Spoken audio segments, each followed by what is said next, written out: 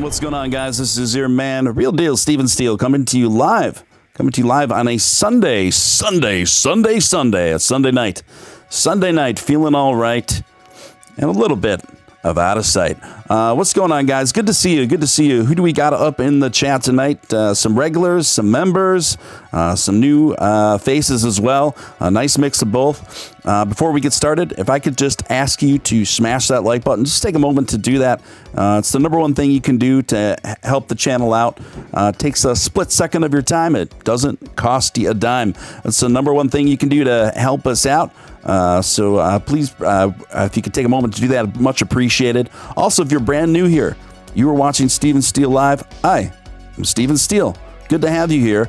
We are growing an awesome community here. The channel's been around a little shy of 3 months now. So we're still relatively new in the grand scheme of things, but we are building just a really awesome, cool community here. We'd love to have you be a part of it. So I would invite, if you're new here, I'd invite you to subscribe, hit that notification bell. If you've already subscribed, please hit that notification bell. Most people, I think it's the stats are only 25% of people that subscribe to YouTube channels end up hitting the notification bell. So since this is predominantly a live show, that way you don't miss the spontaneous streams, the late breaking news streams, and you're just never left in the dark of when it is that we go live. And then lastly, if you feel compelled to super chat at any time throughout the show tonight, feel free to ask myself or my guest any questions or comments. That's obviously hugely appreciated for my time and efforts. So welcome, guys. Starting things off strong is a walloping of a super chat from who's going to be my co-host and guest tonight. She's not supposed to do that, but thank you so much, Liv and Ask Finance, for the $100 Canadian dollars. Happy birthday, Real Deal Steven Steele. Thank you so much for that. Very kind, very generous of you, of Liv and Ask Finance Group. Thank you, guys. I appreciate that tremendously. We have a great show lined up for you tonight. We're going to discuss some interesting stuff. We're going to discuss some crypto stuff. We're also going to discuss a lot of ridiculous and funny and fun stuff as well. So we are going to get to it all. So settle on in, get your tea steeped and ready, whether it's green tea or chamomile or ginger, or if you're just up for a stiff cocktail or wine, whatever your pleasure is, let's do it to it. Let's get down to it, boppers. At this time, I would like to bring on my co-hostess for the evening, my co-hostess with the mostest. It is the lovely Liv. Liv, what's going on? Hi, thanks for having me on. Also, you didn't tell me it was your birthday. So happy birthday. Yeah, I suppose I didn't. Thank you very much. I just feel like at this point in my life, all the time it's just all blending. The years are blending together. But thank you. Yeah, I feel that. Yeah, but no, thank you. I appreciate that. I got a few stories we're going to get to tonight, and then we're going to discuss the topics, of course, on the artwork, and probably go a bit beyond that as well. So one of the things that popped out to me was the Economic Times is back, and they're talking about how many people, and this is a story I've talked about in the past on this show a couple times, but I haven't talked about it in a while because I didn't think it was still such a prominent thing. But basically, this article is warning people again about how many people are getting taken to the cleaners by Elon Musk impersonator accounts. So to me, this is something I've warned against in the past, where for a while it seemed like all these countless imposter Elon Musk accounts would be raiding a lot of the comments under any Elon Musk post, obviously trying to redirect them into an inbox and get some personal information, financial information is what usually transpires from there, obviously. And people were getting taken right out of the gate because this was still, when I first started reporting about this, Liv, this was still at the beginning of that phenomenon. And we've seen that really take over on YouTube for any prominent content creators in the comments there as well. You know, you see imposter accounts that say, "Oh, WhatsApp me," right? This kind of thing. So people at this point, I think, generally know on YouTube that those are scams and aren't the real person that the profiles say that they are.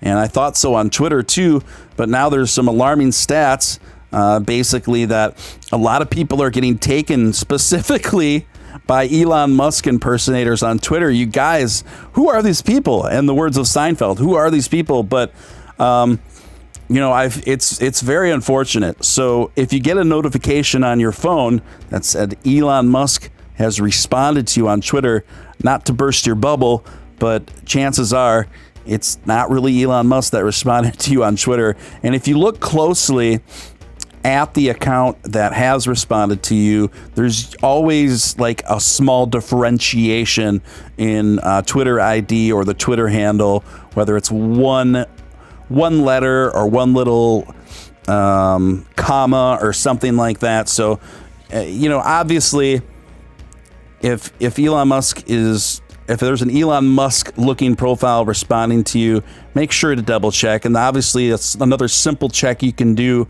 is click on that profile and look for the check mark, and look for any differentiations. If it doesn't have 60 million plus followers, that's another good indication it's not the real Elon Musk. I know these things sound very simple to some of us, but it's also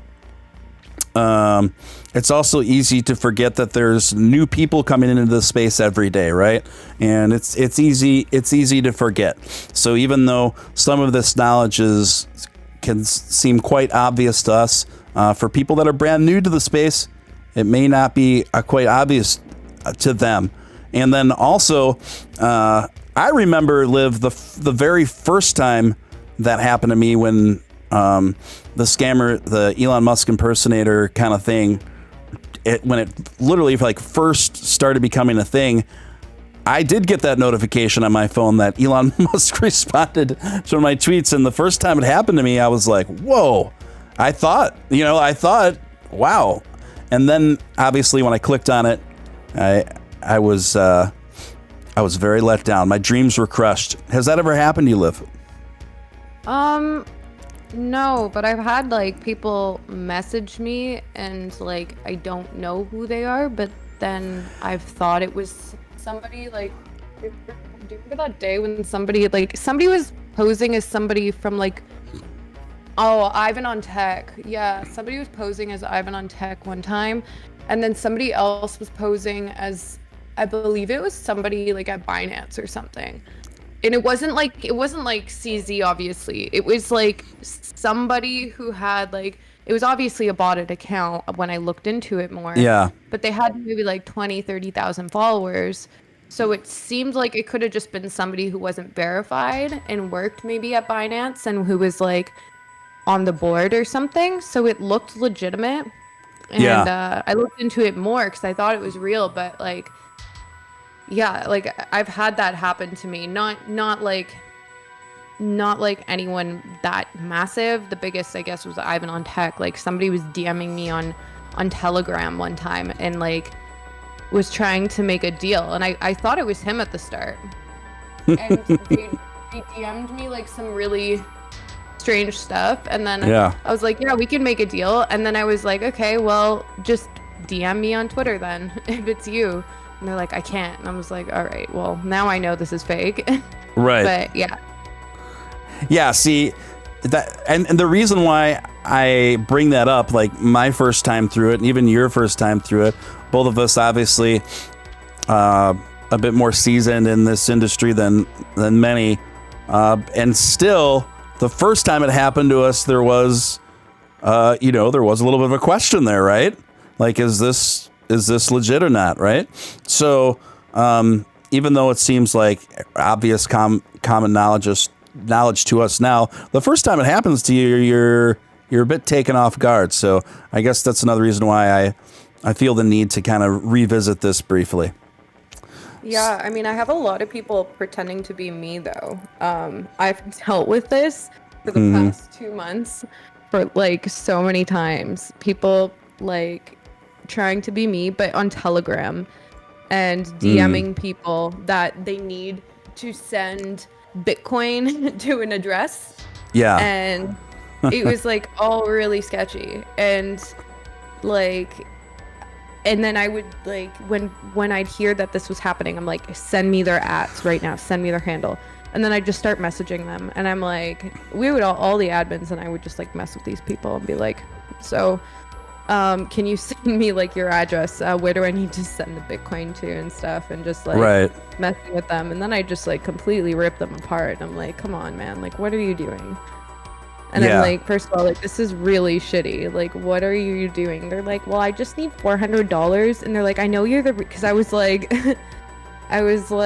oh, hey, Liv. Like, I heard I need to send you money. And they're like, well, I know you're the real Liv. And I'm like, okay, so why is your name the same as mine? The same profile picture. And why are you posing as people? Trying to get people to send you money. And they're like, because I need money. And I'm like, okay, so this isn't like, okay, if you need money, like, get a job, one, or, like, two, just, like, don't scam people. And first of all, you're using my name, like, bro, and they're like, send me $400. And then they just, like, started trying to threaten me. This person was like, I'm not sending you $400, bro. Like, and they're like, if you don't send me $400, you're gonna regret it, and you're gonna wish you you're gonna wish you sent me that $400. They're like, you have 3 days. And then they're like, after that, you're gonna need to send me 20K. And I'm like, wow, okay. Up on the stakes, huh? I'm like, yeah, I was like, okay, like, have fun, like, whatever. And literally, obviously, nothing happens, but, like, the amount of people, like, pretending to be me and my admins also. Yeah. And, like, they duplicate our groups. Somebody duplicated the Ask Finance group, duplicated all of the people who aren't even admins, but people who talk in there regularly, like, very regular, like, speakers. Yeah. They find them, and then they recreate those profiles and put it in there and make it look like it's, like, the real chat. It's, like, it's insane, the lengths that people go to. Yeah, that is wild. And I noticed somebody in the chat says, I was DM'd by a fake Liv. So, yeah, it's hitting close to home, you guys. Just for the record, Liv will never ask you to send her Bitcoin or anything else. And same for myself as well. I will never ask you. I'm not even on WhatsApp. I will never ask you for anything. I'll never ask you for anything. So, yeah, just to be clear, because I know I think currently right now there's 2 fake Steven Steele Twitters right now, and I've had people report them, but I don't know if they're still up yet or not. But I'm not verified either, so I don't know. I'm getting close to 10,000 followers, so that'd be a good indicator. Or I don't know. Just look on the timelines. Oh, a really good indicator too. The main thing that you can tell a catfish Twitter profile from which one's the real one is the catfish ones almost always exclusively their timelines are comprised of retweets. Okay, they're comprised of retweets because that way then people can't respond to them directly and call them out, right? So if you're confused, let's say you're looking at 2 Steven Steele profiles, more than likely the one Steven Steele profile, the fake one, is going to the timeline is going to be comprised of RTs and retweets. And the same goes for Liv. If there's and anyone else in the space, and you're not quite sure if it's the which one's the real one, the fake ones timelines are almost always exclusively comprised of retweets and not, tweets. Anyway, YouTube is the one who does the scams. That's my thoughts, not yours, Hector. Yeah, well, this is prevalent on both YouTube and Twitter, and YouTube as well. Let's say you comment on one of my videos, and then there's like a profile that says with my name, and then it says, "Hey, WhatsApp me." I will never ask anybody to WhatsApp me. So, yeah, just be clear on that. I'll never ask you guys for anything. So anyway, top story going in is this Richard Branson mission, pretty major. So this is reported by Business Insider, what I'm going to be referencing out of the gate here. The title is Elon Musk showed up in Richard Branson's kitchen at 3 a.m. to wish him luck flying to the edge of space. So Elon Musk visited Richard Branson in his kitchen at 3 a.m. to wish him good luck. Branson flew to the edge of space aboard a Virgin Galactic space plane on Sunday morning. I love the sound of that. It sounds like so ridiculous. It sounds like the way you would describe it sounds like what you would name it, like what a 12-year-old boy would name it, right? What is that? It's the Virgin Galactic space plane. So he shared a photo of himself with a barefoot Musk. And that's another thing, too. Elon Musk has been very barefoot lately. Have you noticed this, Liv? No, I haven't. That's funny. Now I'm like trying to look this up. Haven't seen that. Yeah. So if you look at pictures of Elon Musk over the last week, he's just like kicking it everywhere barefoot. Yeah. So, yeah.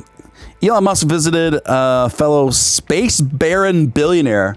I bet the journalist was really proud of themselves for that one. Fellow space baron billionaire Richard Branson at home in the morning of Branson's historic flight on the edge of the cosmos.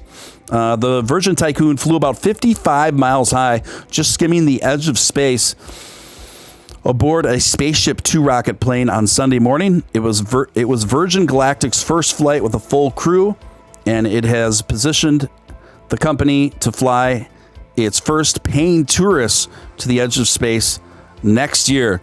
Obviously, this is something that is inevitable, something we've all known that is coming, where if you're willing to pay the price, you're gonna go to space. And it's looks like Virgin is going to as heads and tails above everyone else in terms of viability and commercializing this as like a regular thing. So it appears that this was the beta test with the man himself aboard, Richard Branson. And so Virgin is going to be, it sounds like the Virgin Galactic space plane is going to be a regular thing. If you got the money, honey, they've got the fly all the way to the edge of space. What do you say, Liv? Would this be something that would interest you? 100%. Ever since I was little, it was my dream to go to space or to be an astronaut. I'm looking up how much it is right now. Some tickets priced at $250,000. Oh, that's deposits. How much does it cost for this? It can't be cheap. Yeah, I don't think there's any pricing out yet on it, but I would imagine you're probably, I mean, if I had to guesstimate, I don't think you're getting out at bare minimum for less than maybe $300,000, you know? Yeah. I would do it, but I don't think I'll have the money to be doing something like that. But that would, if I did, I would definitely do it. Yeah, it'd be something I would do as well. I would risk it for the biscuit if I had the means. That seems like it'd be something really cool to do before you die. What was really interesting, Liv, is I watched some of the footage from today. And it was Richard Branson. It was one other guy sitting behind him. And then it was two women flanked to the other side of as far as the passengers go, that I could see. So it looked like two men and two women. And what was interesting to me was the look on Richard's face when things were really peaking, right, where the trajectory of the aircraft was pretty much near vertical and ascending at top speed. I gotta say, Richard looked scared to death. He looked absolutely scared to death. Things are obviously very celebratory now, but when you are in the moment of something that intense, particularly when you're the beta test subject, the expression on the face cannot lie at that point. And I would encourage people to go look at it, because to me, it's just an interesting little study and moment in human behavior. Because to me, Richard looked rather terrified for those moments. But it's and who could blame him? And I doubt my expression would have been much different. But Donnie DeVille says SpaceX will be cheaper. Well, that is stuff that's going to be interesting to see. Basically, as this space race picks up, who is going to be at the forefront of space tourism? Right. This is obviously one of a primary objective, rather, of SpaceX as well. And then we have poor Bill Gates kind of hobbling behind with his space exploration company as well, whose name is eluding me right now. But he got very upset at Elon and SpaceX for what he felt to be a no-bid contract of exclusivity on a lunar module. I think it was, a lunar module on Mars. Yeah, that's right, the lunar module on Mars.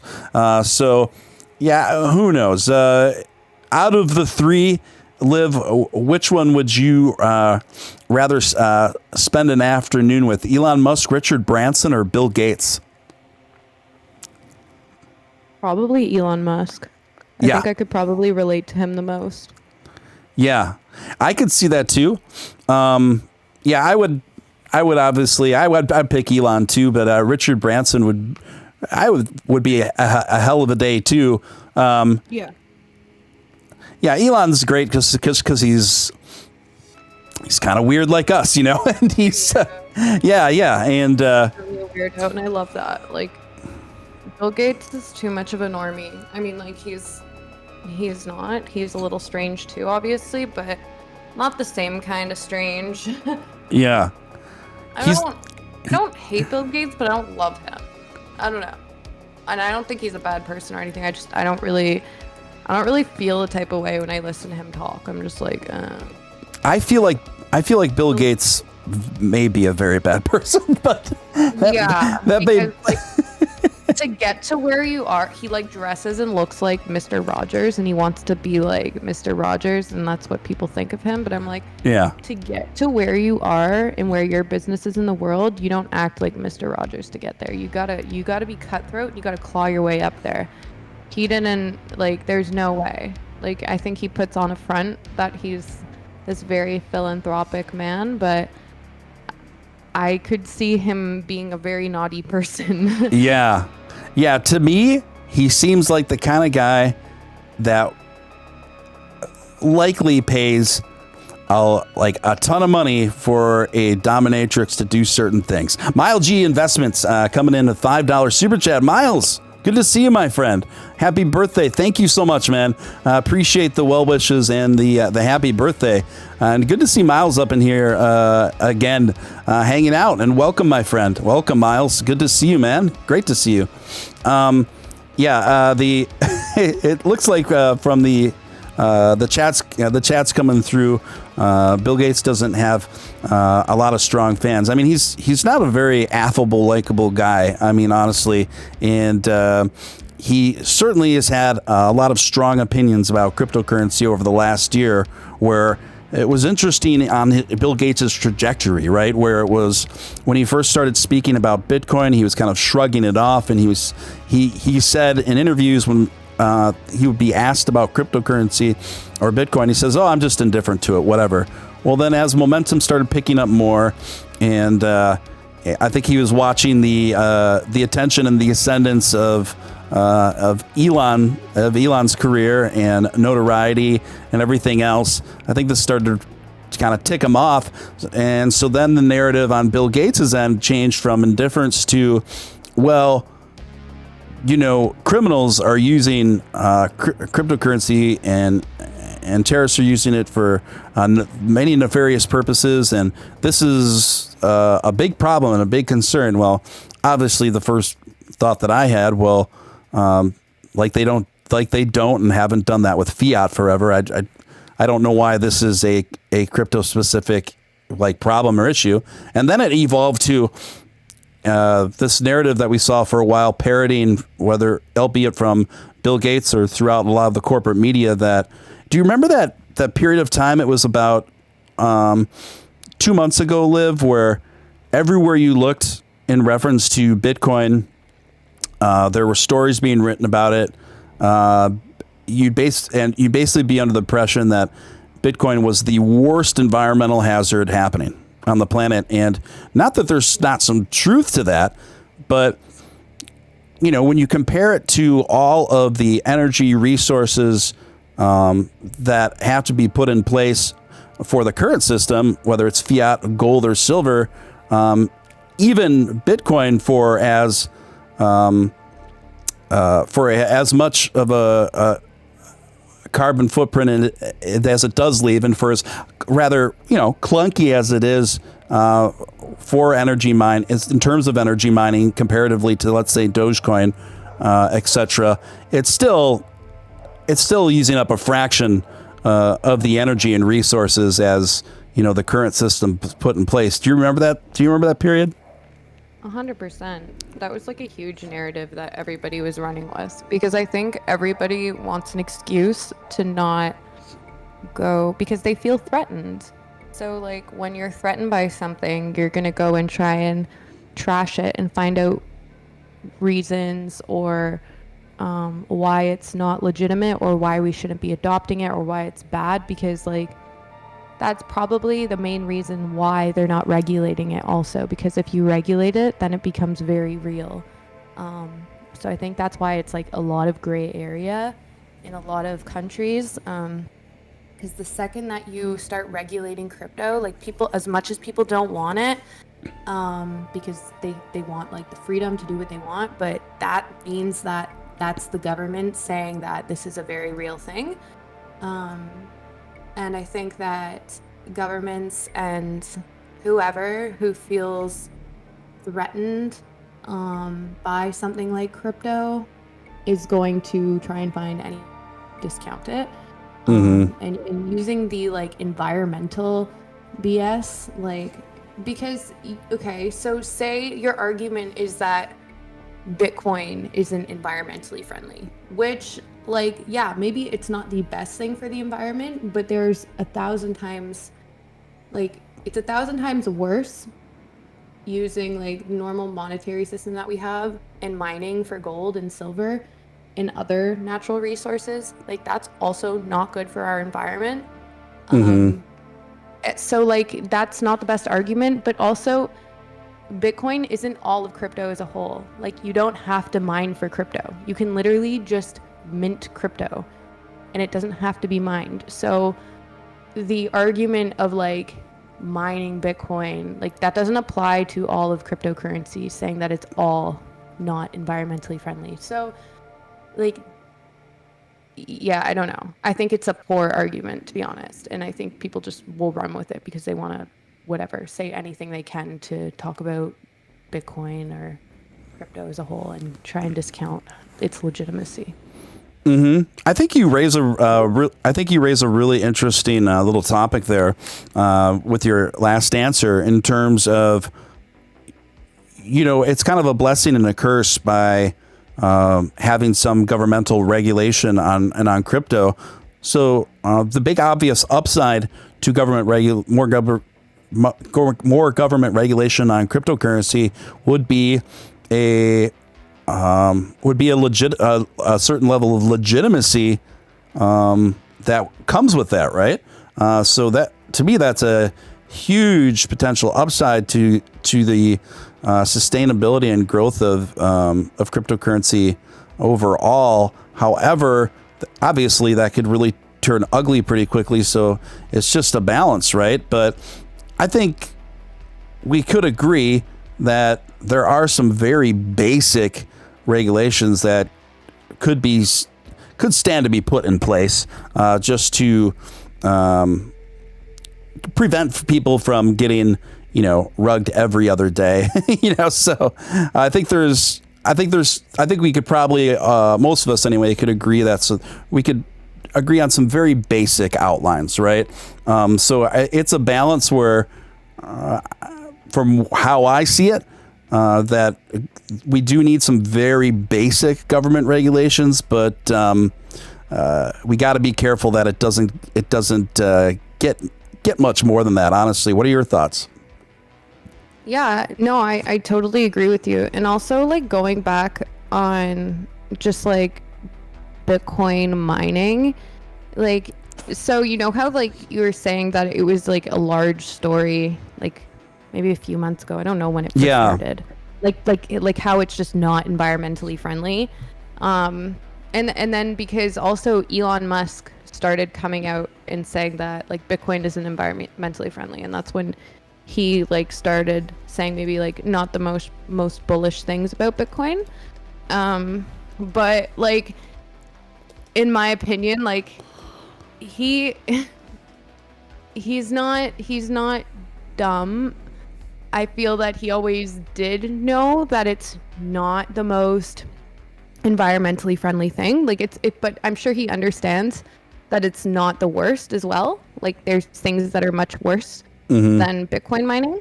So I'm sure he knew about the implications of mining. But so Tesla gets money from the government for carbon tax credits, like a lot of money. So kind of have this conspiracy or like thought that the government could have been threatening to take away the carbon tax credits because he was accepting Bitcoin for Tesla for vehicles. So in order to get his carbon tax credits, he may have had to say Bitcoin isn't good for the environment. Yes. Because if he's accepting that, then it's kind of like going back, if that's what the government is against. Because now that he's getting all of this money from the government, but now people aren't putting money into the government because they're putting money into Bitcoin.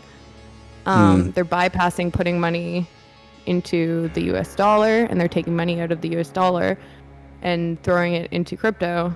That's not good for the government. So we have a hypothesis that the government maybe tried to like extort him or something, and like tried to get him to act bearish about Bitcoin for that reason. Because like I don't think he didn't know that, because he said, I'm pretty sure I heard an interview of him saying that he didn't know it was bad for the environment or something. Like there's no way this man didn't know that, like how Bitcoin works, what they do, what Bitcoin miners do. Like there's no way.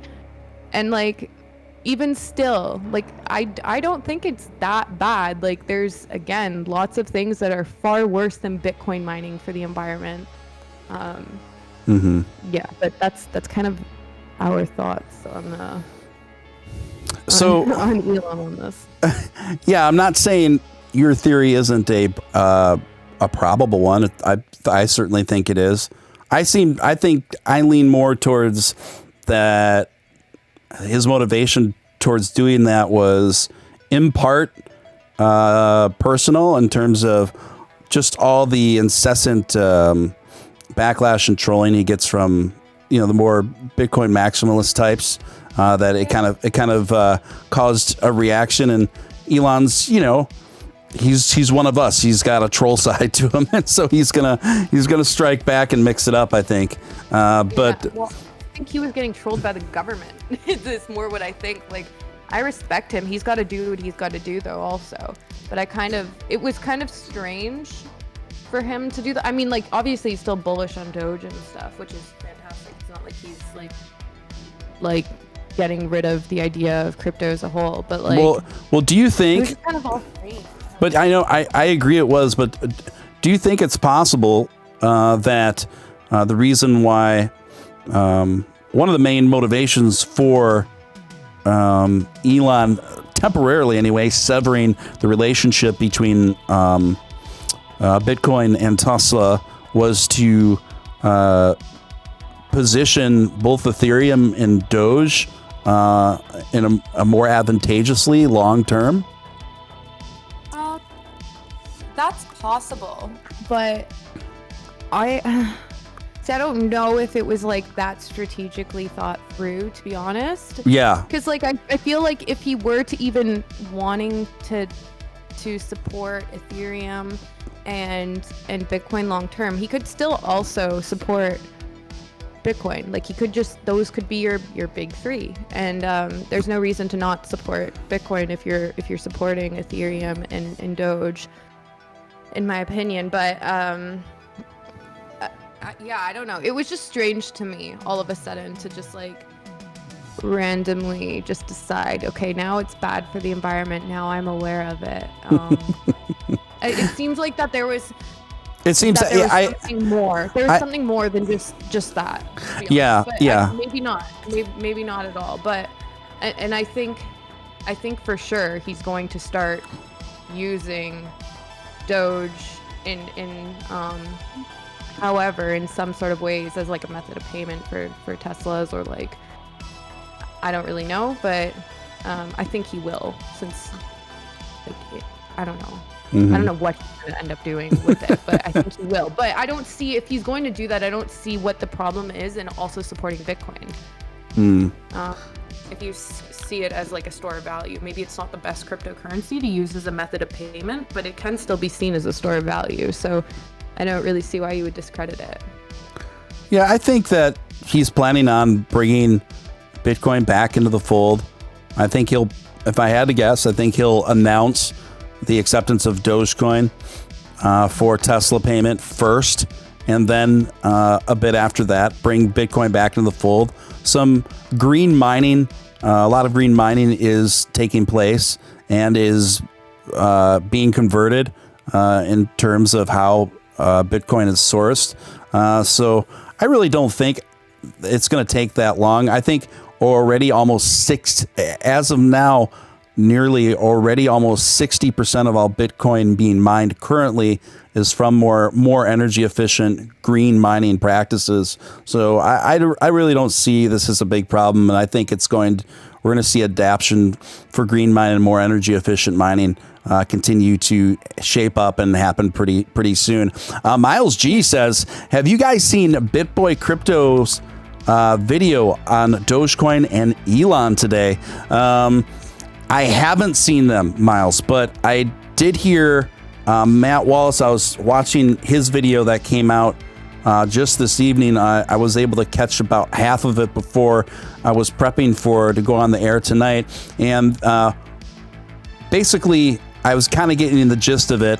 I can gather what it probably said, knowing BitBoy Crypto's positions on Dogecoin and Elon in the past. I actually put out a couple videos about this, kind of poking a bit of fun at BitBoy Crypto. I don't know, I think this was about a month ago. So keep in mind, just for a little perspective, BitBoy Crypto is technically the most popular crypto-centric content creator in the world, I believe. So obviously he's got a lot of pull. He started going off on Twitter one night, about a month ago, I would say, where he called Elon Musk a douchebag, and then he said that Elon belongs in jail. And this was, yeah. He said he said in prison, we throw this douchebag in prison already, and then what's that guy's name? Alex jumped on that train too. Alex Becker. And then I was like, well, that's a bit much. And this was during, I guess, the peak of the fervor between Elon's social media sparring with Bitcoin maximalists. And so, here's another thing too, just the level of entitlement with some of the Bitcoin folks. And I'm a huge fan of Bitcoin, just to be clear. I own it. I think it's an incredible store of value. It's the it's the daddy of them all, you know, in terms of what's so almost all this is template off of in one way or another, obviously. So no disrespect to Bitcoin. I've got nothing but respect for it. But some of the folks within Bitcoin, some of the more prominent voices within Bitcoin are rather radical or rather kind of ridiculous in terms of opinion. I even like some of their more, like some of these guys' more eccentric personalities. I think are just kind of amusing and fun, but at the same time, when you're listening to what they say, it's like there's no other legitimate cryptocurrency aside from Bitcoin. Anything else is, it's kind of like this no other gods before us. It's kind of almost like Old Testament sounding rhetoric, except applied to cryptocurrency. But yeah, so that's what BitBoy Crypto said, and then he put out this was also about a month ago. BitBoy Crypto put out a video specifically attacking Elon Musk and saying how things that he's like the worst thing to happen to crypto, and that it was a campaign, that it was time for everyone to unfollow him and delete Elon out of your life. And the more people that we can get to do this, the better off cryptocurrency will be. And from what I looked into this, and from what I saw, BitBoy Crypto took a lot of his alts investments and consolidated a lot with his portfolio, pretty much going, from what I was understanding, pretty much going all in on Bitcoin, right? So when you consider that, it's not very difficult to find the motivation for his perspective on these matters, is what I'm saying. Yeah. I mean, I think it's like really crazy that people say he shouldn't be allowed in crypto. Like, what are you saying? It literally sounds like cancel culture. Like, yeah, if somebody wants to be in crypto, and that's like what the purpose is, it's like to be in charge of your own finance and to like do what you want and not be controlled, is like how I believe in see crypto. And then just to say that this person isn't allowed to be in crypto, why? Because he's so large, like because he has a large following, so he doesn't deserve to be in crypto, so he's not allowed to talk about crypto. So you're going to silence somebody because they are a large figure and they're not allowed to talk about crypto now. Like, what is that rationale? Like, it's absolutely absurd. Like, people who operate like that, I don't understand. Who just like try and silence people like that and just say that you're not allowed to be in. Like, who gives you the right to like make that call or that decision? Yeah, I mean, I concur with that. And Miles G in chat said he's spreading FUD, BitBoy Crypto. Yeah, thanks. I pretty much assumed as such, and I will be checking out those videos the moment I'm able to, when I'm not in the air, because I am definitely curious, and something I was planning on doing. It's also really interesting to me, Liv, just how ungrateful and entitled some of the Bitcoin folks are, because when you look at the market cap of Bitcoin before its initial Tesla announcement, right, versus after, and then when you compare that with after the announcement that he's decided to temporarily sever that relationship between Bitcoin and Tesla, Bitcoin still came out way on top. You know what I mean? So in terms of a capital that Elon is directly responsible for putting into Bitcoin in the first place. In my opinion, let's say if I was someone like with the profile of, let's say, a Michael Saylor, I probably would have responded more something like, oh yeah, green mining practices are a big top priority right now, and it's not going to be that long before this green mining and more energy efficient mining is going to be much more prevalent than what it is now.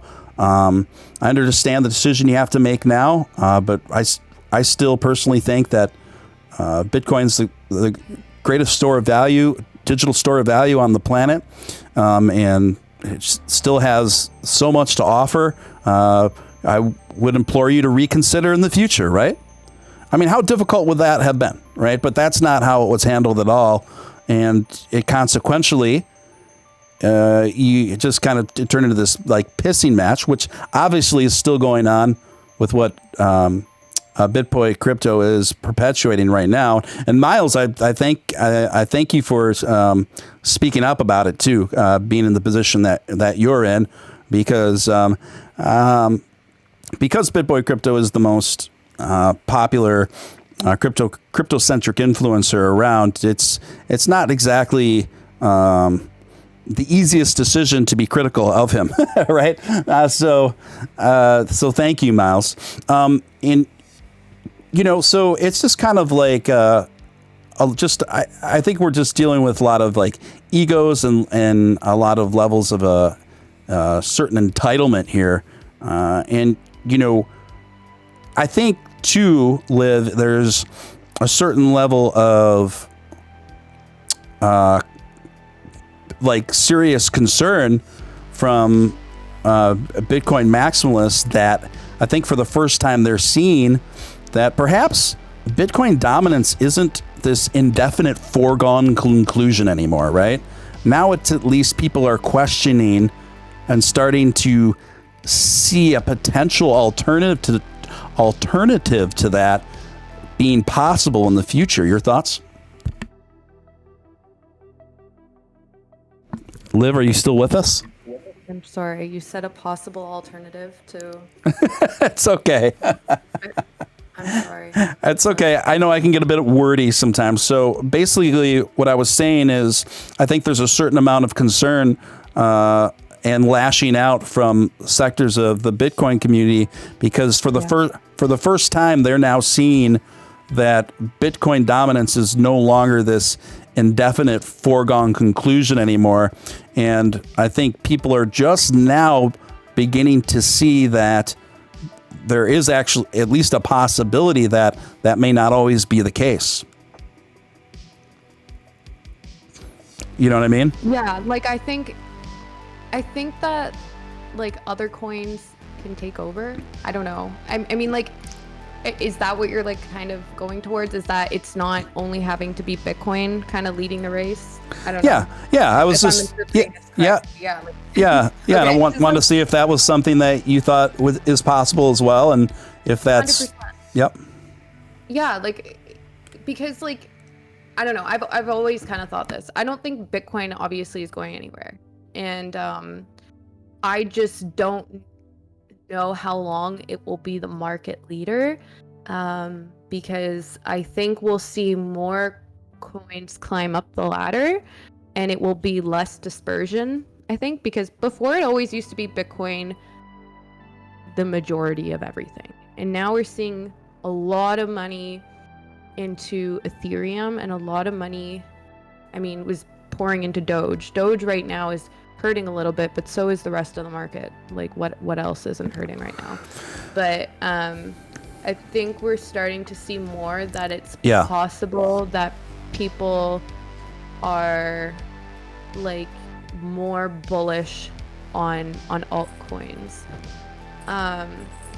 I don't know if it ever will happen, but in my opinion, if you had to ask me, I think it will. I think something will flip Bitcoin eventually. But like I've been saying that Ethereum probably is going to flip Bitcoin because there's things actually operating on the Ethereum blockchain. There's stuff that you can actually do with it. Bitcoin's just mostly used as the store of value. It's like gold. But if there's actual use case in your coin and that people are generating money off of this coin, I guess you can from Bitcoin mining, but like you have to have so many computers to be mining to actually make money on Bitcoin mining, right? To make anything like significant. And like if you look at all these other coins where you can generate money from, like just even running nodes. So like think about Chainlink and running nodes and having a business and using Chainlink as your method of verifying data.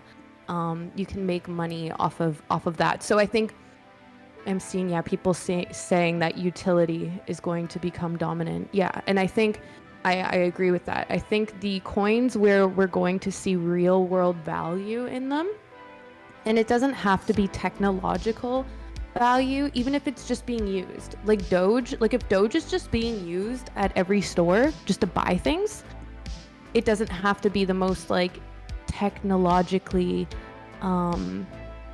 dominant coin, like Chainlink having oracles, like solving your oracle problem and bringing off-chain data on-chain. If people are using Doge everywhere, at your grocery stores, at the mall, like, then Doge will probably thrive. Like, you've got all of these kids growing up with TikTok, with social media, and they're growing up with where Doge is cool.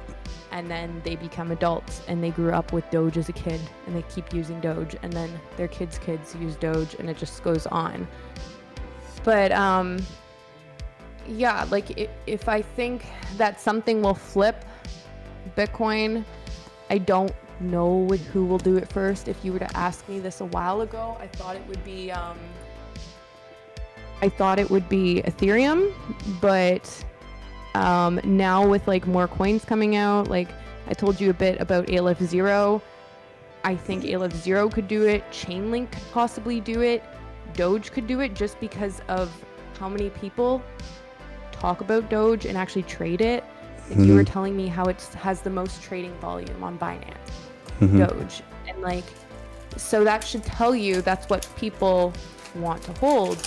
And if that's what people want to hold, then like, and that's what everybody is holding, it's more likely to move up the chain. So I don't know who's going to do it, but I think eventually somebody will. So like Chainlink, Ethereum, Doge, probably somebody up there.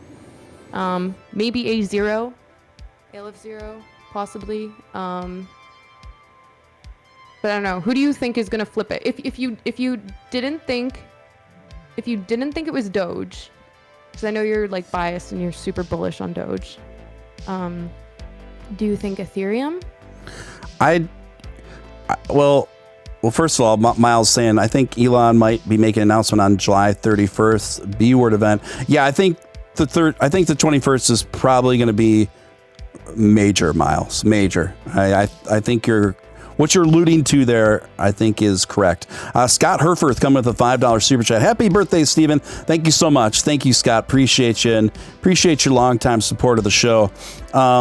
I think it's very unlikely, personally, that Doge will be number one. I do think that it will inevitably make its way as pretty much a permanent fixture, place at about number 3, and possibly number 2. So where I think the most likely scenario is, and this is going to sound kind of wild to some people, but it'll take a while to get here, but I think eventually, what we'll be looking at is Ethereum number 1, Doge toggling back and forth between 2 and 3, and Bitcoin toggling back and forth between 2 and 3 as well. I honestly think that's a pretty likely scenario, in my opinion, long term. And just what we saw, again, Vitalik Buterin talking about this when asked about it on Lex Friedman's show. Lex Friedman asked him specifically, where do you see the top cryptos going forward in the future? And the first thing Vitalik said was, well, Doge at minimum number 3. Doge minimum number 3. Come on. And then he said, if not, number 2. Now, obviously, if he wouldn't have slid in saying Doge, if not number 2, unless he had designs for a particular coin being number 1, and that's not going to be Bitcoin. This guy is the predominant creator of Ethereum. So to me, this just says his ever increasing relationship with Doge and its developers, with his team, which we now know has been happening very aggressively, is saying that Vitalik Buterin has his eyes on that number 1 spot, thinks it's a very viable thing to happen, with Doge potentially crowding out Bitcoin for its number 2, and then we'd have our digital gold sitting comfortably, I believe, for an indefinite period of time at number 3. What do you think? I think that's definitely possible. I mean, if you think about it, like Doge, yeah, maybe not 1, but I could definitely see it at 2 or 3 for sure, no problem. And sitting there comfy and not really moving from there. I think like if you think about it and how much it's having an impact on like Gen Z kids, and you think about it as like a brand or something, because you've got this cute, like it's a dog. Who doesn't like dogs? And you hear there's a currency after a dog. And if you think about it, like when you are imprinted on something like that as a child or as like a youthful, as youth growing up, like think about a brand when you were growing up, I don't know, Disney or like McDonald's or something like that. And then you associate it with like something funny or cool or cute. And when you grow up, like you have that sentimental value. I think like when people hear and talk about like, oh, like dog money, like that's going to appeal to everyone. It appeals, I think, to kids. It appeals to adults. It's cute. It's like genuine. And it's a brand that like, it's like, I don't know, it's so genius. And I think if you like it as a kid or if you think it's cute, like you're going to like it forever. And I think like we're seeing that viral effect that it's happening on the youth right now, presently, and with like social media being as powerful as it is. And I think it's only going to get more powerful.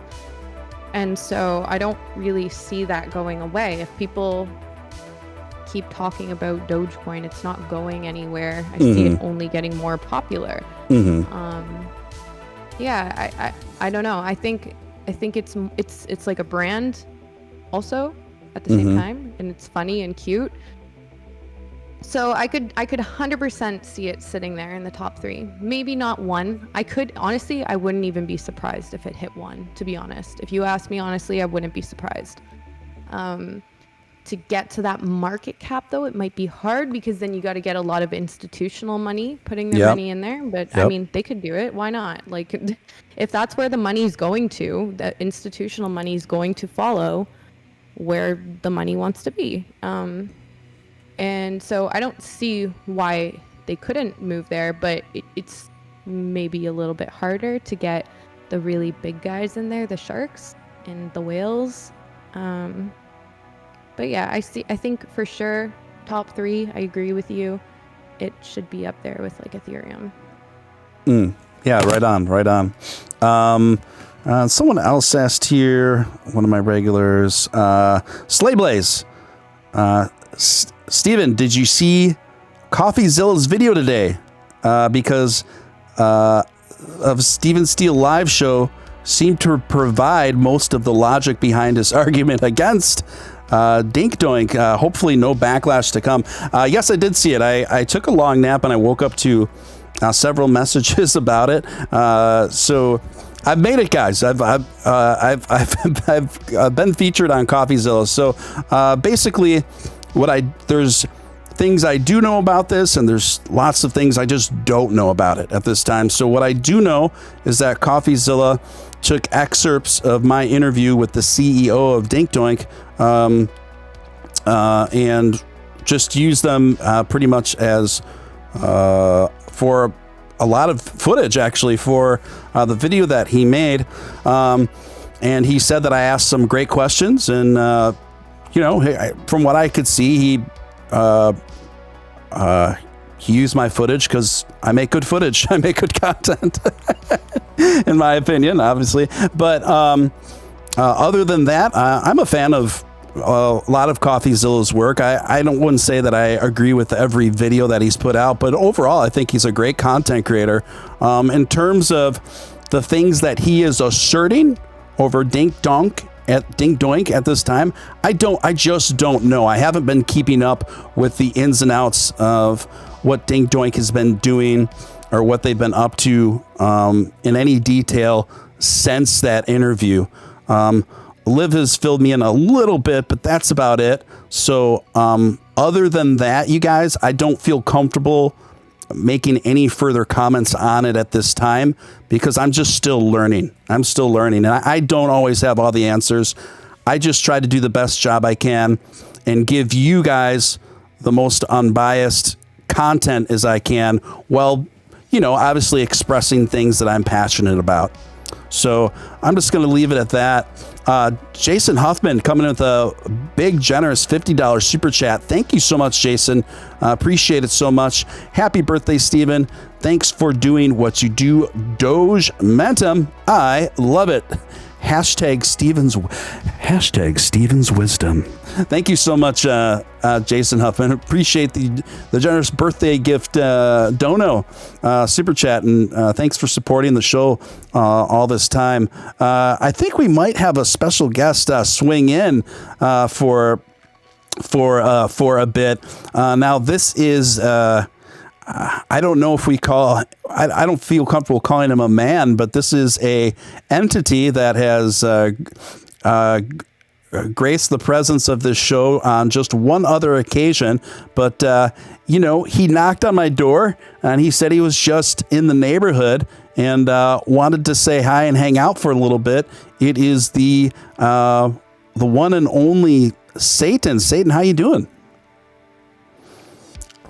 I'm not. He didn't check his mic. He didn't check to see if his mic was working. Let me go into the waiting room with him for 1 second, just to make sure that it's working. Okay, you try to do show prep with Satan and see if we can bring him back on here for a little bit. But in the meantime, we'll just keep the show going. He stole my thumbnail before, said Miles G. Crypto Tank Girl, thank you for the birthday well wishes. Thank you for that.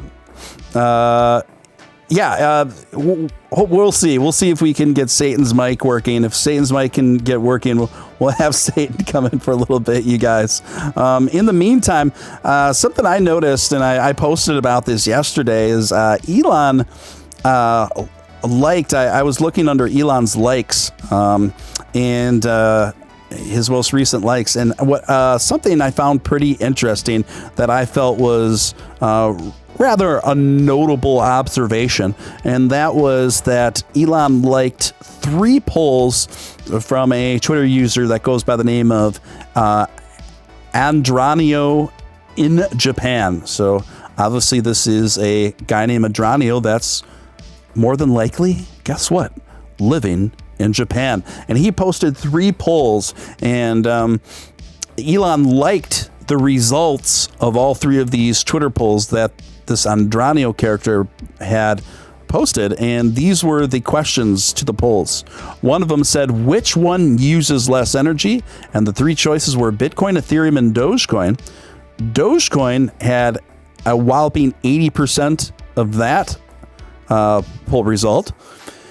The next poll question this person asked was, which one has faster transaction speeds, Bitcoin, Ethereum, or Dogecoin? 52% answered Dogecoin. And the third poll question was, which one has cheaper transaction fees, Bitcoin, Ethereum, or Dogecoin? And a walloping 78% said Dogecoin. And no lies detected here. This is something that I've talked about repeatedly on this show in terms of why I'm continuously so bullish on Dogecoin, is because I don't think even most people that are in crypto, most crypto investors, still quite understand, for as much as I talk about it here on the show, that Dogecoin is more efficient in transaction speeds, and it's cheaper in transaction fees than both Ethereum and Bitcoin. And so I've said it before. I've made a couple of videos on this now, addressing this very point. One of them I did with Upshot, was essentially just explaining why Bitcoin is dead on arrival in a retail space, and how Dogecoin seems to be the most sensible remedy to that issue. So yeah, at this time, we're going to try to bring Satan back in the chat and see if we can have any better luck. Satan, are you with us? We're here. Satan? So I'm seeing, were you hearing Satan? Hello? There we go. Yes. Okay. I'm sorry. Technical difficulties down here. Wow. So is the Wi-Fi a little spotty in hell? Well, yeah.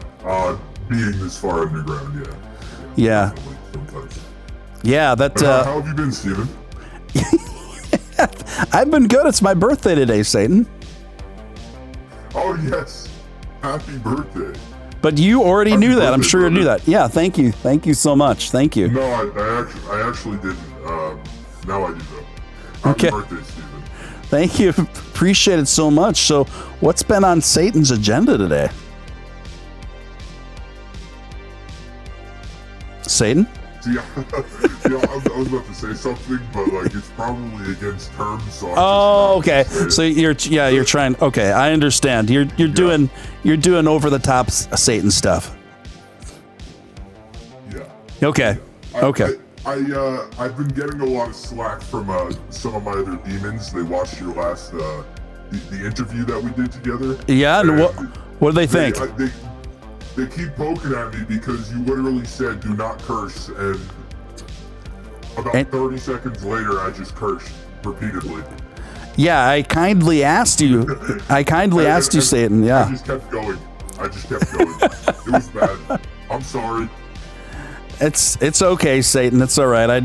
I know it's definitely whenever you come on YouTube, you definitely have to go through a recalibration of sorts in order to stay within the TOS up against your usual behavior. I'm sure. So Yes. yeah. So Usual behavior.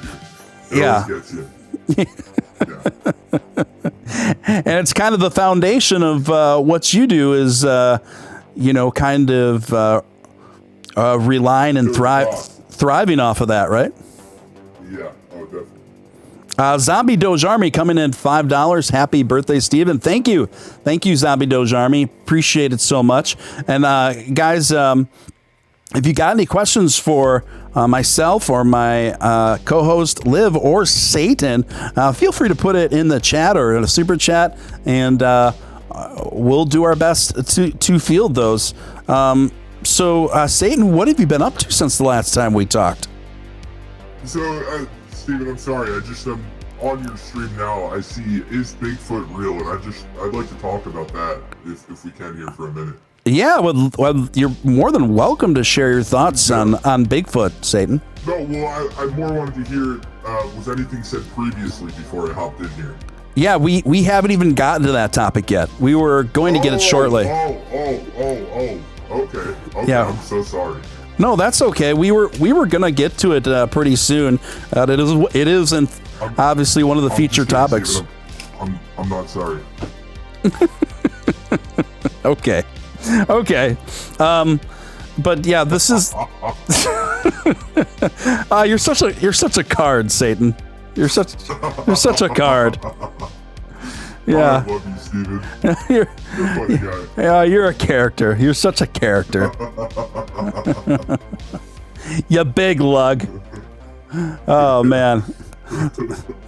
So, Satan, how did you get so buff?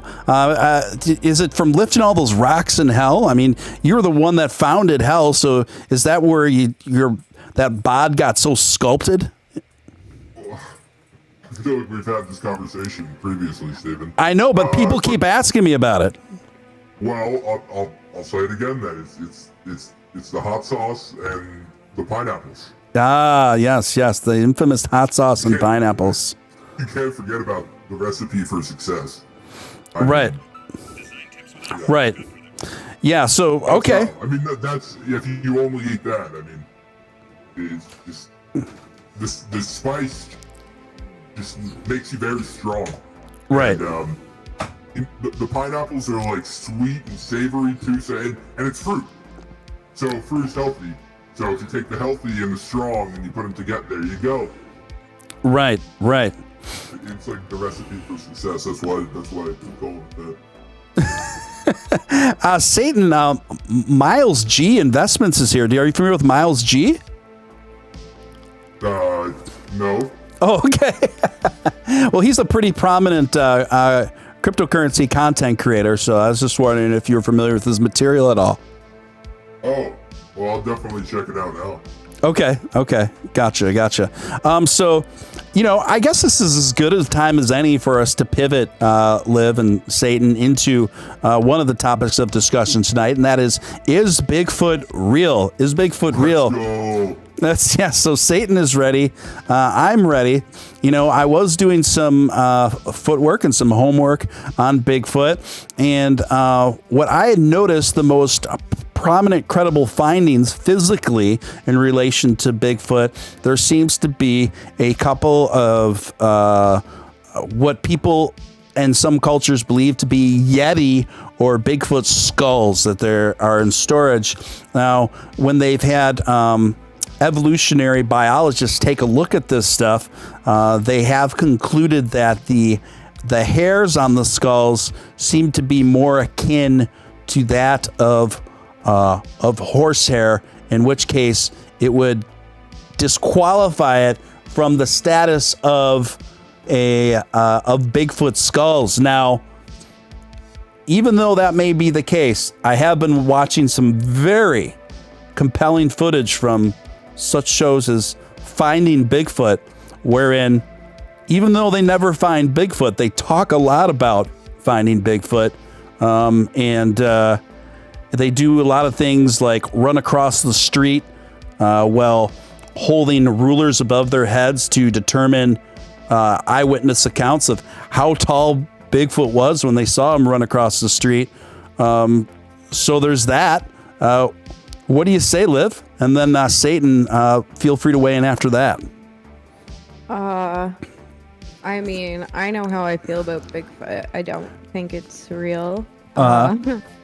I mean, like, it's possible that it's something that people saw. Like, I think it's possible that, I don't know, somebody is in a costume or something that, like, I don't know, somebody brought from the store that's like a gorilla costume, or it's possible that it's a different type of animal that people saw, or like the remains are not a Bigfoot skull and they are something else, like of another ape or something that's some sort of large mammal that's like an ape. Yeah, I don't know. I don't really believe in it, and I don't really know what the most, like, I haven't seen any compelling information though that like has even made me kind of think that it could be real, but I don't know. Well, before we go any further, why don't we get Satan's thoughts on it, and then we'll circle back. Go ahead, Satan. Yeah, he's totally real. 100% real. Wait, do you actually think that? I've seen him many times. You haven't. Hello? Did I interrupt you? You're LARPing. Did I interrupt you? Yeah. Can you... Hello? Can I talk? Liv, Please? Liv, let's let Satan talk. Go.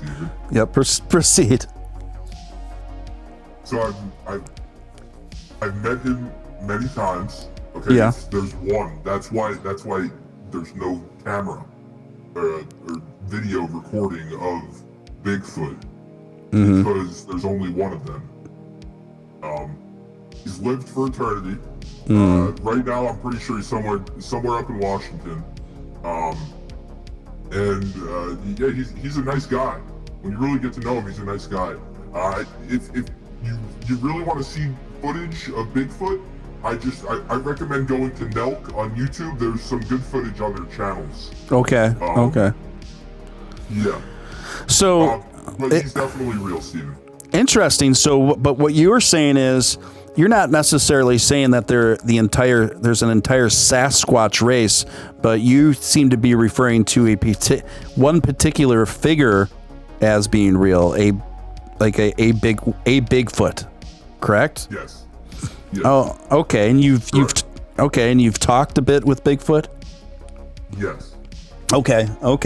And how would you surmise Bigfoot's overall personality? Is he pretty vicious? Is he pretty a pretty tough cookie? He has an obsession with anal. That's all I know. Oh my. Okay. So other than that, do you know anything else about Bigfoot? Anything else that's not maybe quite as graphic as that, Satan? No. Okay. All right. Well, I don't know if I even want to proceed any more line of questioning of your experiences with Bigfoot, but we got it. I just have to take you at face value, Satan, that and have met Bigfoot. Liv, on the other hand, seems to be pretty skeptical. Liv, do you think that Satan is just making this up? It sounds like a typical LARP. I think he's making it up. What do you have to say back to that, Satan? Things I, again, cannot say on your channel. Okay. But let's just say I've experienced what I previously said with Bigfoot. Oh, wow. Liking anal? This is really something. So he doesn't just like it, Steven. Okay. Moving on. For the footage that I have seen, in relation on some of these Finding Bigfoot kind of shows, whether they're on National Geographic or the Animal Planet, etc., really seem to be compelling in a couple of ways. One, they're incredibly engaging, and two, every Bigfoot hunter on these shows really prides themselves in having a call of the wild, so to speak, to a Sasquatch, to a Bigfoot. And they always, what's interesting to me is, even though most of the eyewitness accounts of Bigfoot seem to have occurred during the day, they always go hunting for Bigfoot at night. Why do you think that is, Liv?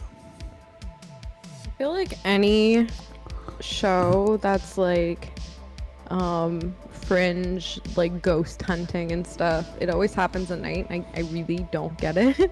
Like, you're probably gonna have a better chance in finding these mammals or cryptids or whatever they are in the daytime, just because you can see.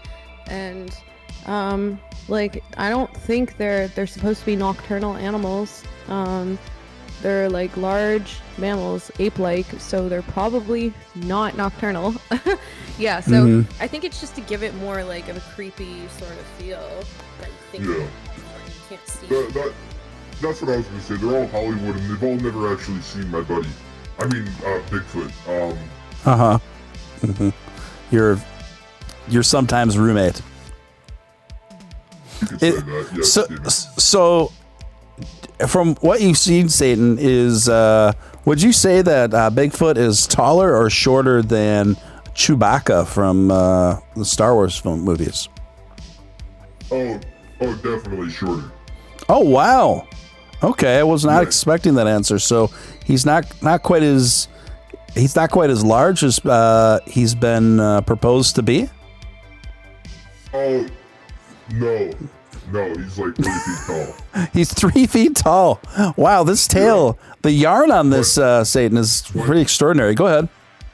But he's got a big foot. But don't. No, that wasn't a joke. I'm being serious. His feet are like 10 feet. And he's like 3 feet tall. Okay. He almost looks like a duck. Wow.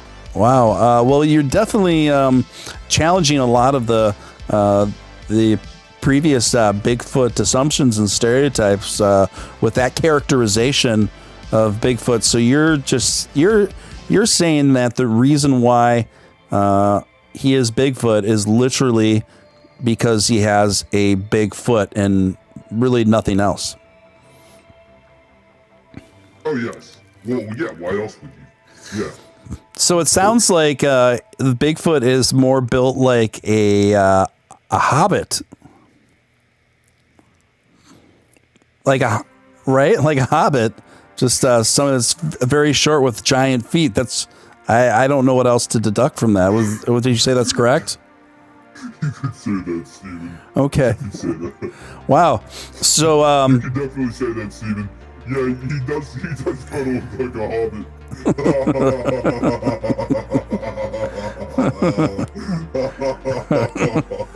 Oh, Satan. What a card. You're a real cut up, you know that? So, I think that really takes a lot of the fear and suspense out of any fear of Bigfoot. If that is true, if anyone were to actually come across Bigfoot, I don't think they'd be particularly all that frightened. Probably more perplexed than anything else, according to your description of Bigfoot, providing you are being truthful. And we all know that you're very truthful, right, Satan? You wouldn't come on a live show and maybe tell a tall tale. Steven. Never in a million years, Steven. Okay. But I will tell you. You will what? I will tell you. Yes, I'm waiting. He's still very scary. He's still very scary. I feel like the cat's already out of the bag. I don't think we can go back and try to make your description of Bigfoot really scary, coming in at 3 feet with 3 feet tall and 3 feet long actual feet. To me, it's just like, you ever see those erasers when you're a kid? It's just like a giant foot eraser. That's what I'm picturing right now. Well, Steven, he runs 120. He what? It sounds like you're having a hard time keeping it together over there, big guy. It's almost as if the story may not be true. It sounds like it might be fictitious. It might be. I'm not sure, though. It might not be true. No, Steven, he runs 120 miles per hour.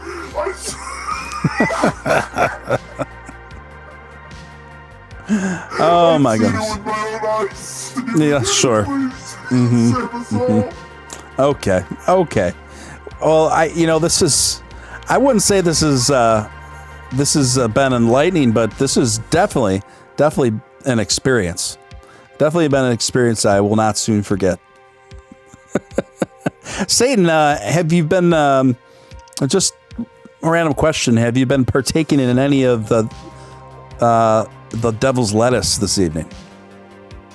Yes. Oh, okay. What a shocker. What a surprise. Why, thank you so much for noticing. Yeah. So, I'm not even sure where to go from here. You told me that. Talk about other conspiracies. I can go down the lib rabbit hole. I know we can and we will. I'm just trying to figure out how to pivot from here with Bigfoot's assertion that Bigfoot is the size of a small dog. So,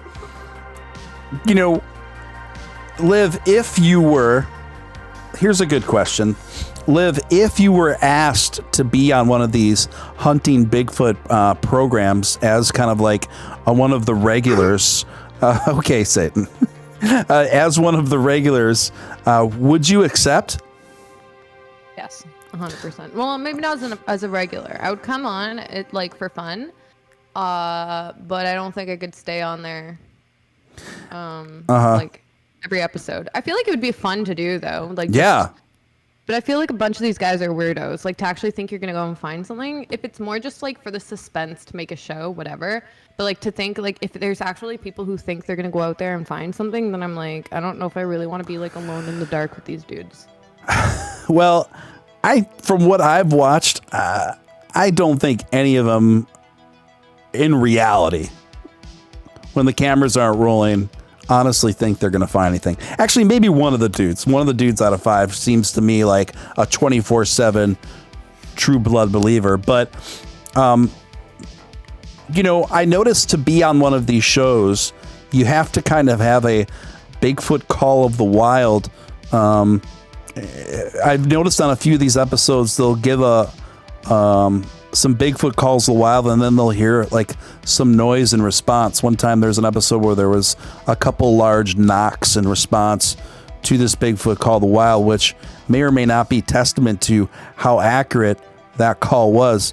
So Liv, let's say if as a qualification to be on one of these shows, you had to develop your own call of the wild, what would that sound like?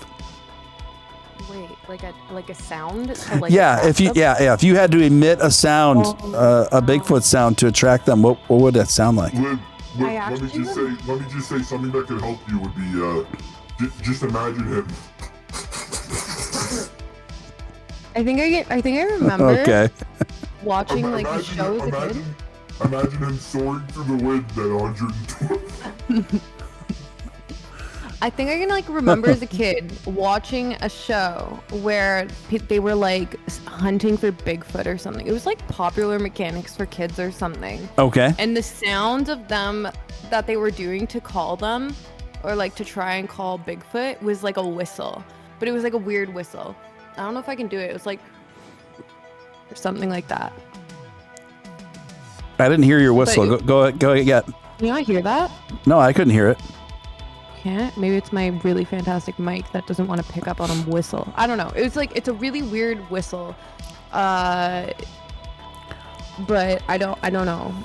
So I'd probably whistle at it. So your strategy would be a weird whistle? Yeah, that's what I heard is what you're supposed to do. I don't know. Yeah, what would your call of the wild be? Let me think. It'd probably be a mix of something a little bit more high pitched, but still vicious at the same time. So maybe, but not like too aggro. It's like a nice balance. Maybe something like,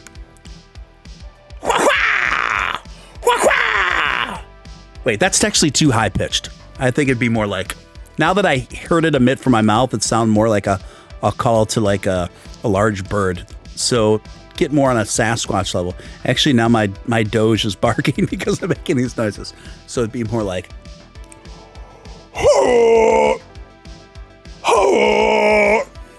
yeah, something like that. Yeah, that was good, Steven. Yeah. That's exactly what it sounds like. Oh, wow. So that would actually work. Yeah, that would work perfectly. And now both of my dogs are barking. So it worked on them. It definitely worked on them. So it'll work on Bigfoot for sure. Yeah, I have a couple test subjects, and it totally worked on the Doges. So there we go. Yeah. Unfortunately, it probably would. Not saying that your weird whistle wouldn't work. It just wasn't very audible through your microphone, Liv.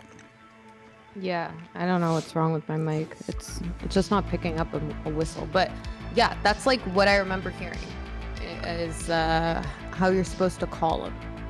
So like, who even knows what you're supposed to make, like what noise, if nobody has ever caught Bigfoot? So like, I don't even know. I have. Catch and release. What's your advice to us as normies? How would we attract Bigfoot, sir? And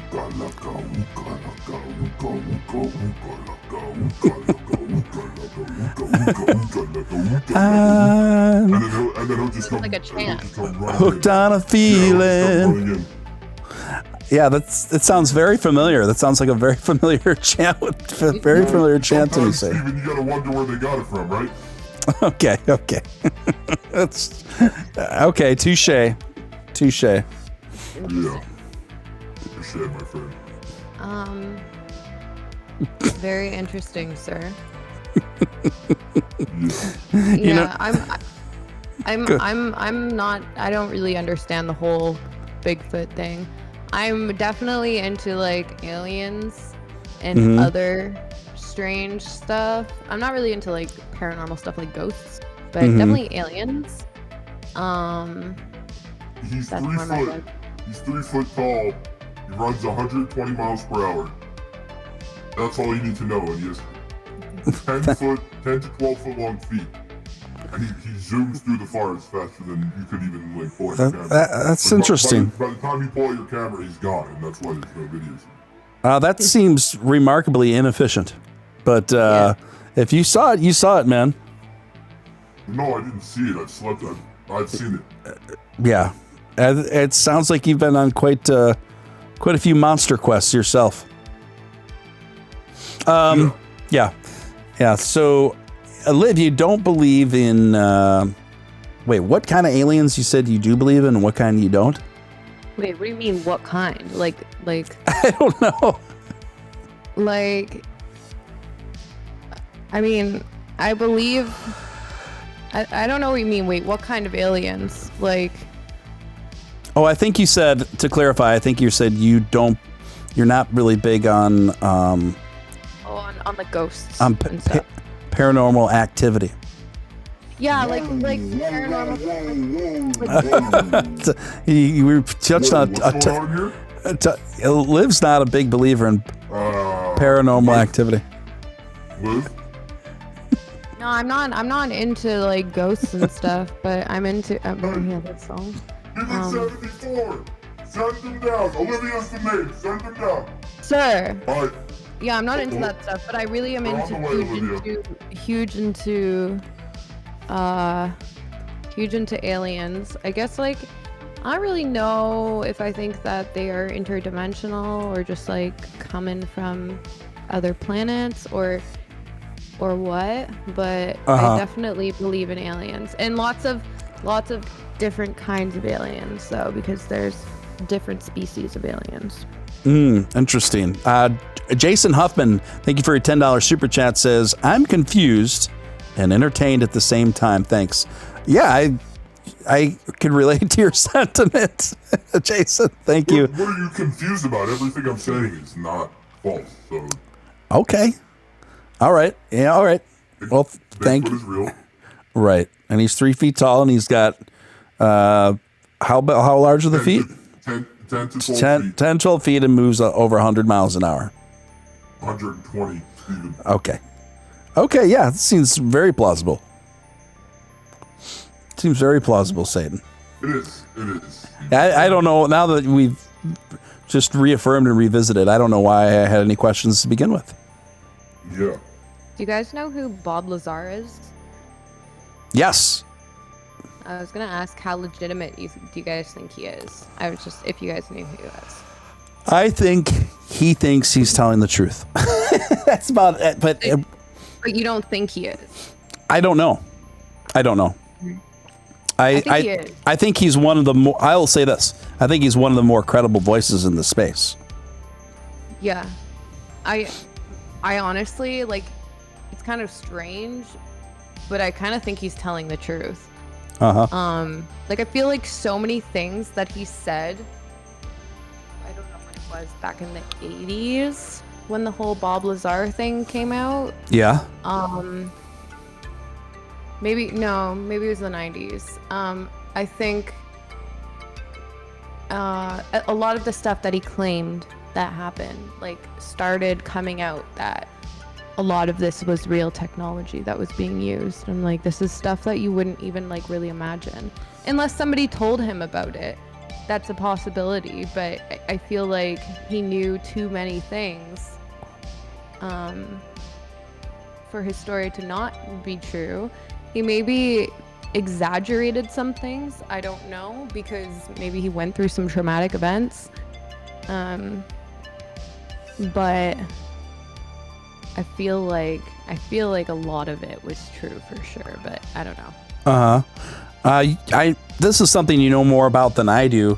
I remember listening to episode of Joe Rogan wherein he was the guest, but that was quite some time ago. Other than that, I think I watched like part of a documentary. I fell asleep, not because it was boring, just because I was tired, regarding him. But so you'll have to kind of fill in the blanks from there. Brutus DM, $5 super chat. Thank you. Ask Satan if he is an atheist. Satan? Is that a serious question? It's a question. It's hard to not believe in something that kicked you in the behind. Uh-huh. Quite literally and physically. Oh, right. Yeah. And I couldn't help but notice that the Brutus DM's avatar is also a Bigfoot. It's a Sasquatch. What is it, 3 feet tall? Looks, well, on my screen, it's maybe 3/4 of an inch tall, but it's so there's that.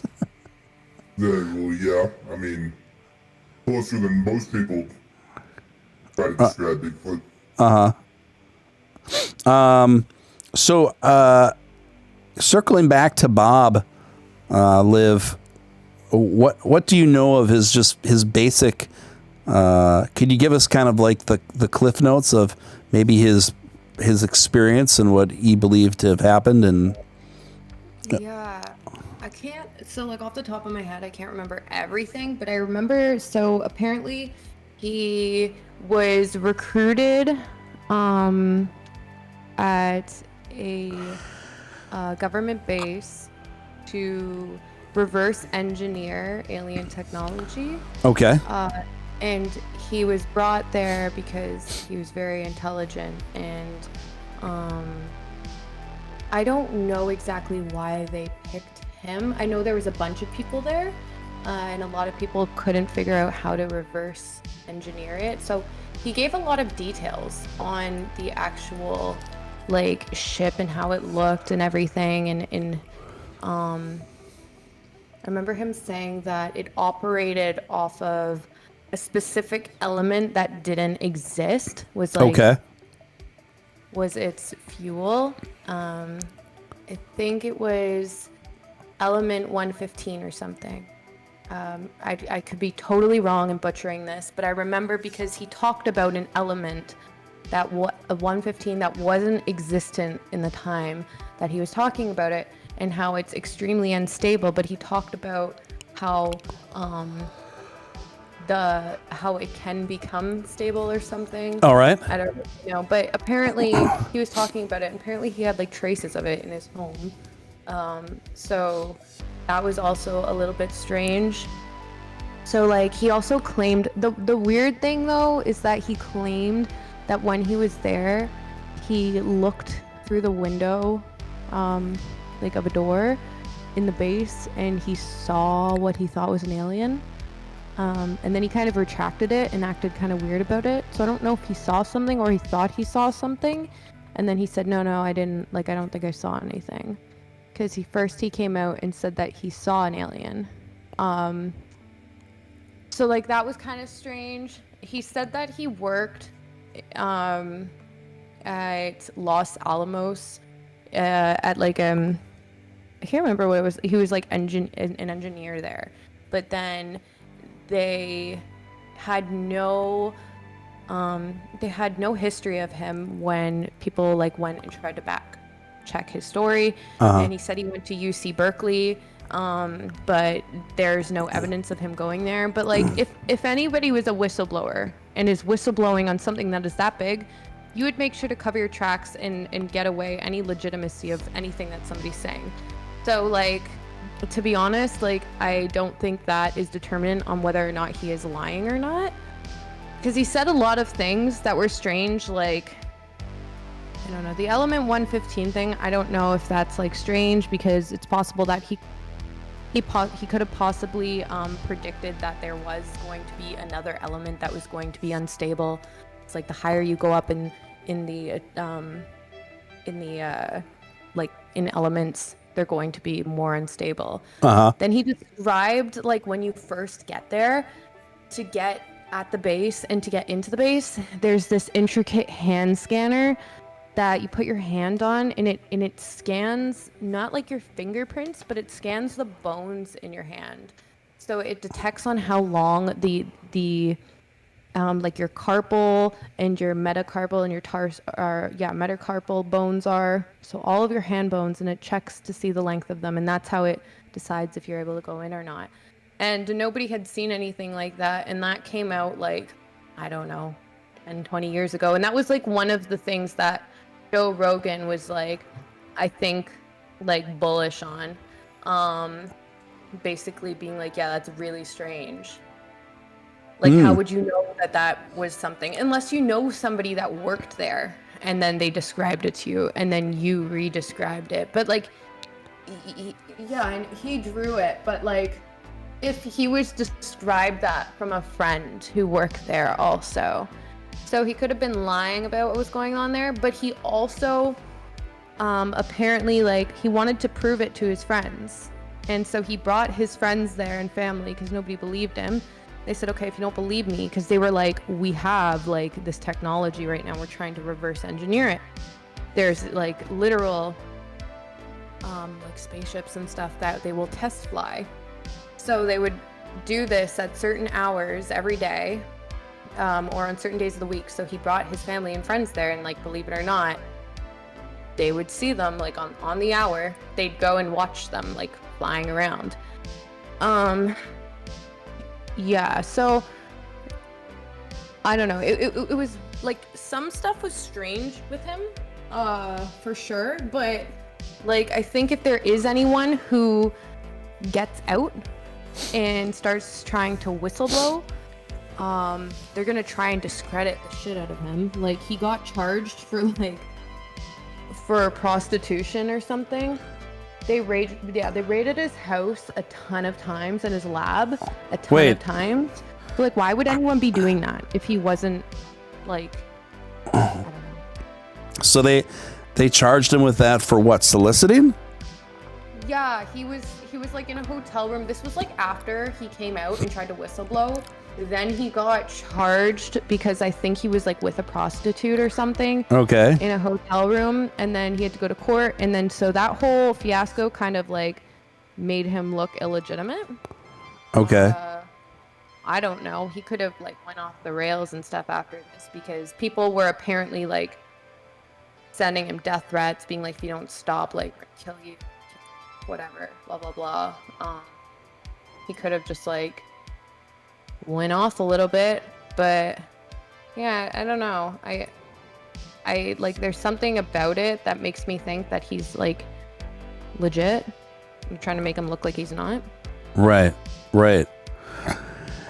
Yeah, to me it seems like, you know, the solicitation charge,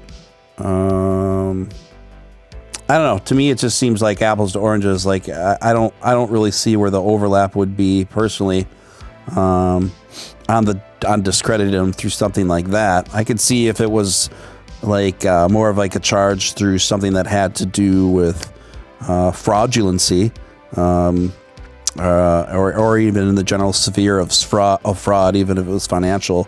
But through you know, a lonely guy doing his thing in a hotel room, I don't know, man.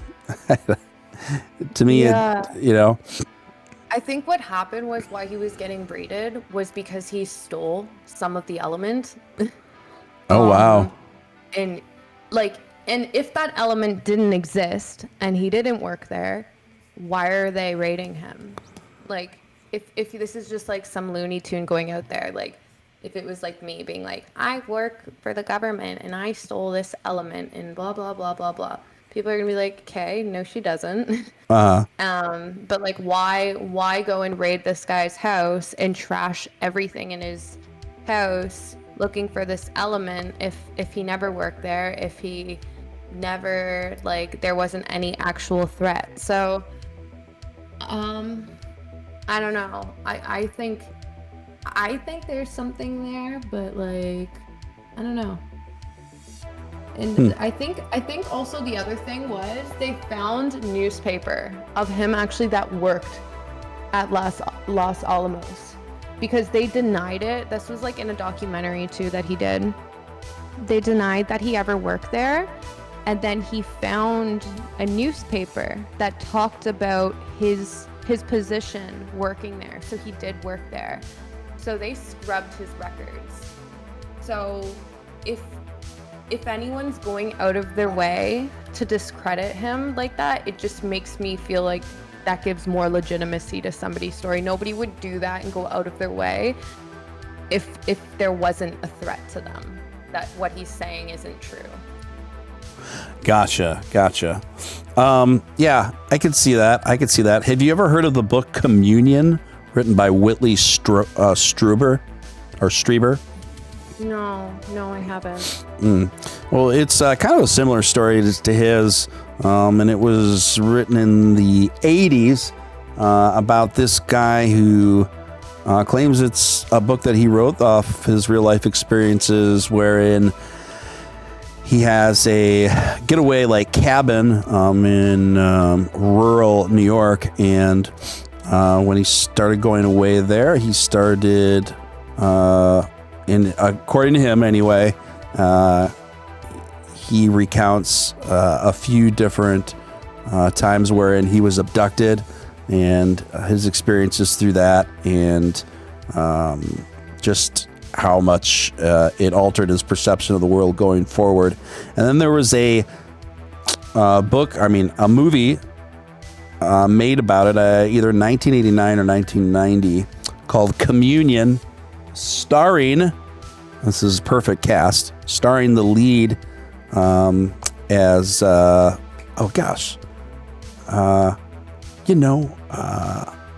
cowbell guy. More cowbell. Why is his name eluding me? I know the chat will tell me momentarily, but it's like one of the most quintessential actors of our time. I'm just having a brain freeze on it right now, but I know the... No, not Will Ferrell. He's older than... I'm thinking of... No, that's...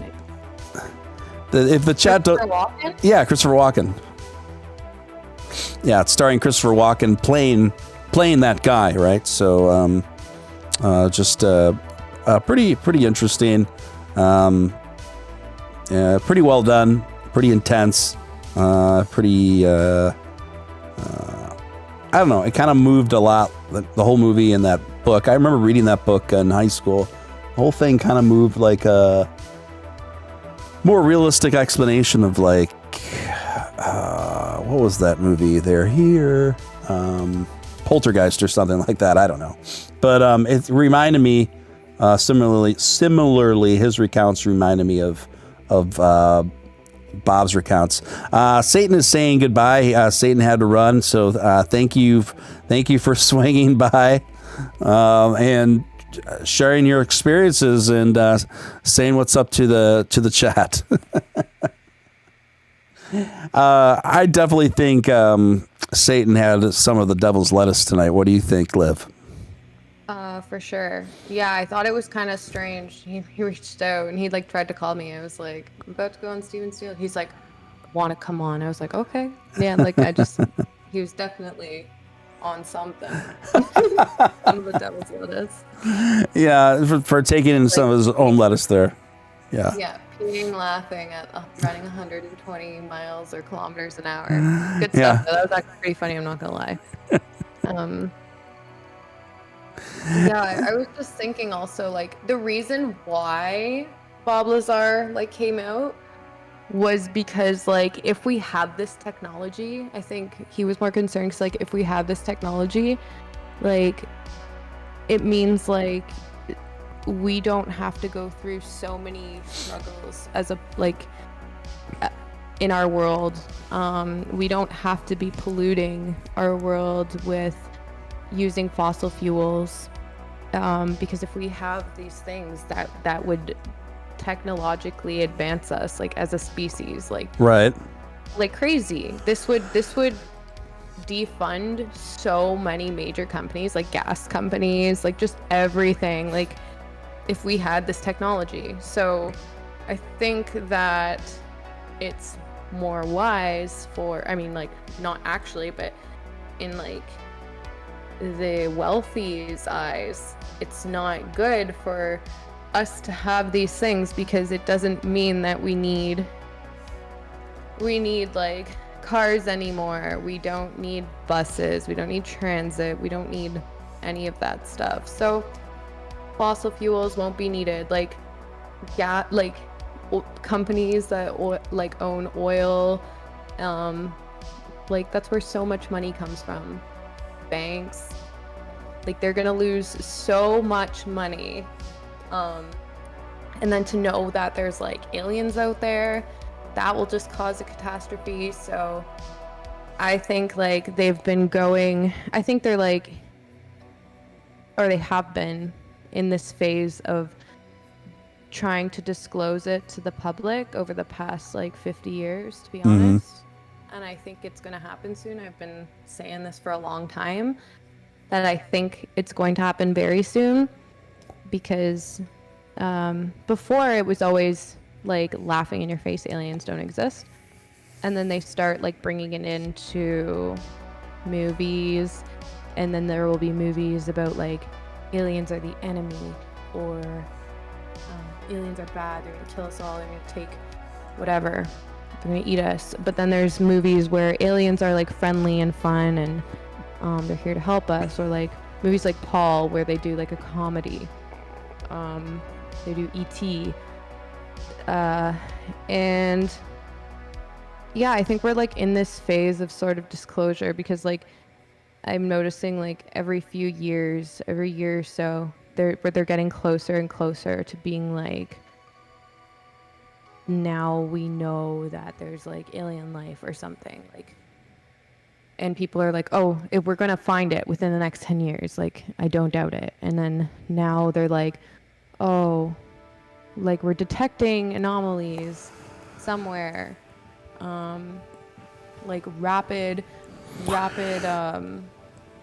light and stuff coming from patterns coming from like other galaxies and stuff. And they're like, well, those are patterns that would show a sign of intelligence. What are they called? Rapid bursts or something, I don't know. But yeah, like in my opinion, I think we're just going through some giant disclosure thing, like trying to make it normal for the public and have us like all just like normalized to the idea of aliens. Because now they're like releasing UFO videos and stuff. Like before, people like they would just say they're fake. People doctored them. People made their own home footage. But now you have the actual government releasing them and saying, yeah, we don't know what that is. And then like tons of people come out and like in the government and they're like, yeah, like I've seen them. I'm a pilot. I chased one. Like it's very normal now to be able to like go out and say that. Yeah, to me, that is the real breakthrough here, right? And what's also really interesting about that particularly to me is just how not seemingly of a breakthrough it was in society, where this is just a relatively brand new thing wherein the government just admits to UFO footage that they don't know what to make of it, etc. But it really kind of like that was really came out when the government first started doing that last year, without a lot of like fanfare. Surprisingly to me, it's just like, wow, we're finally admitting this. Official government sources finally admitting this. I mean, there definitely was talk about it, but it wasn't like, to me, that's as of a groundbreaking and a historic moment as first landing on the moon. You know, if not more, the government admitting that there's, and showing us and presenting UFO footage that they don't know what to make of. The what is it? The UAPTF, focused on reports that involved UAP largely a witness firsthand by multiple military planes that were collected from systems that were considered reliable, no ifs, ands, or buts, right? So to me, when this first broke, I was like, oh my gosh. And I don't know why the whole world didn't stop and just be like, holy cow.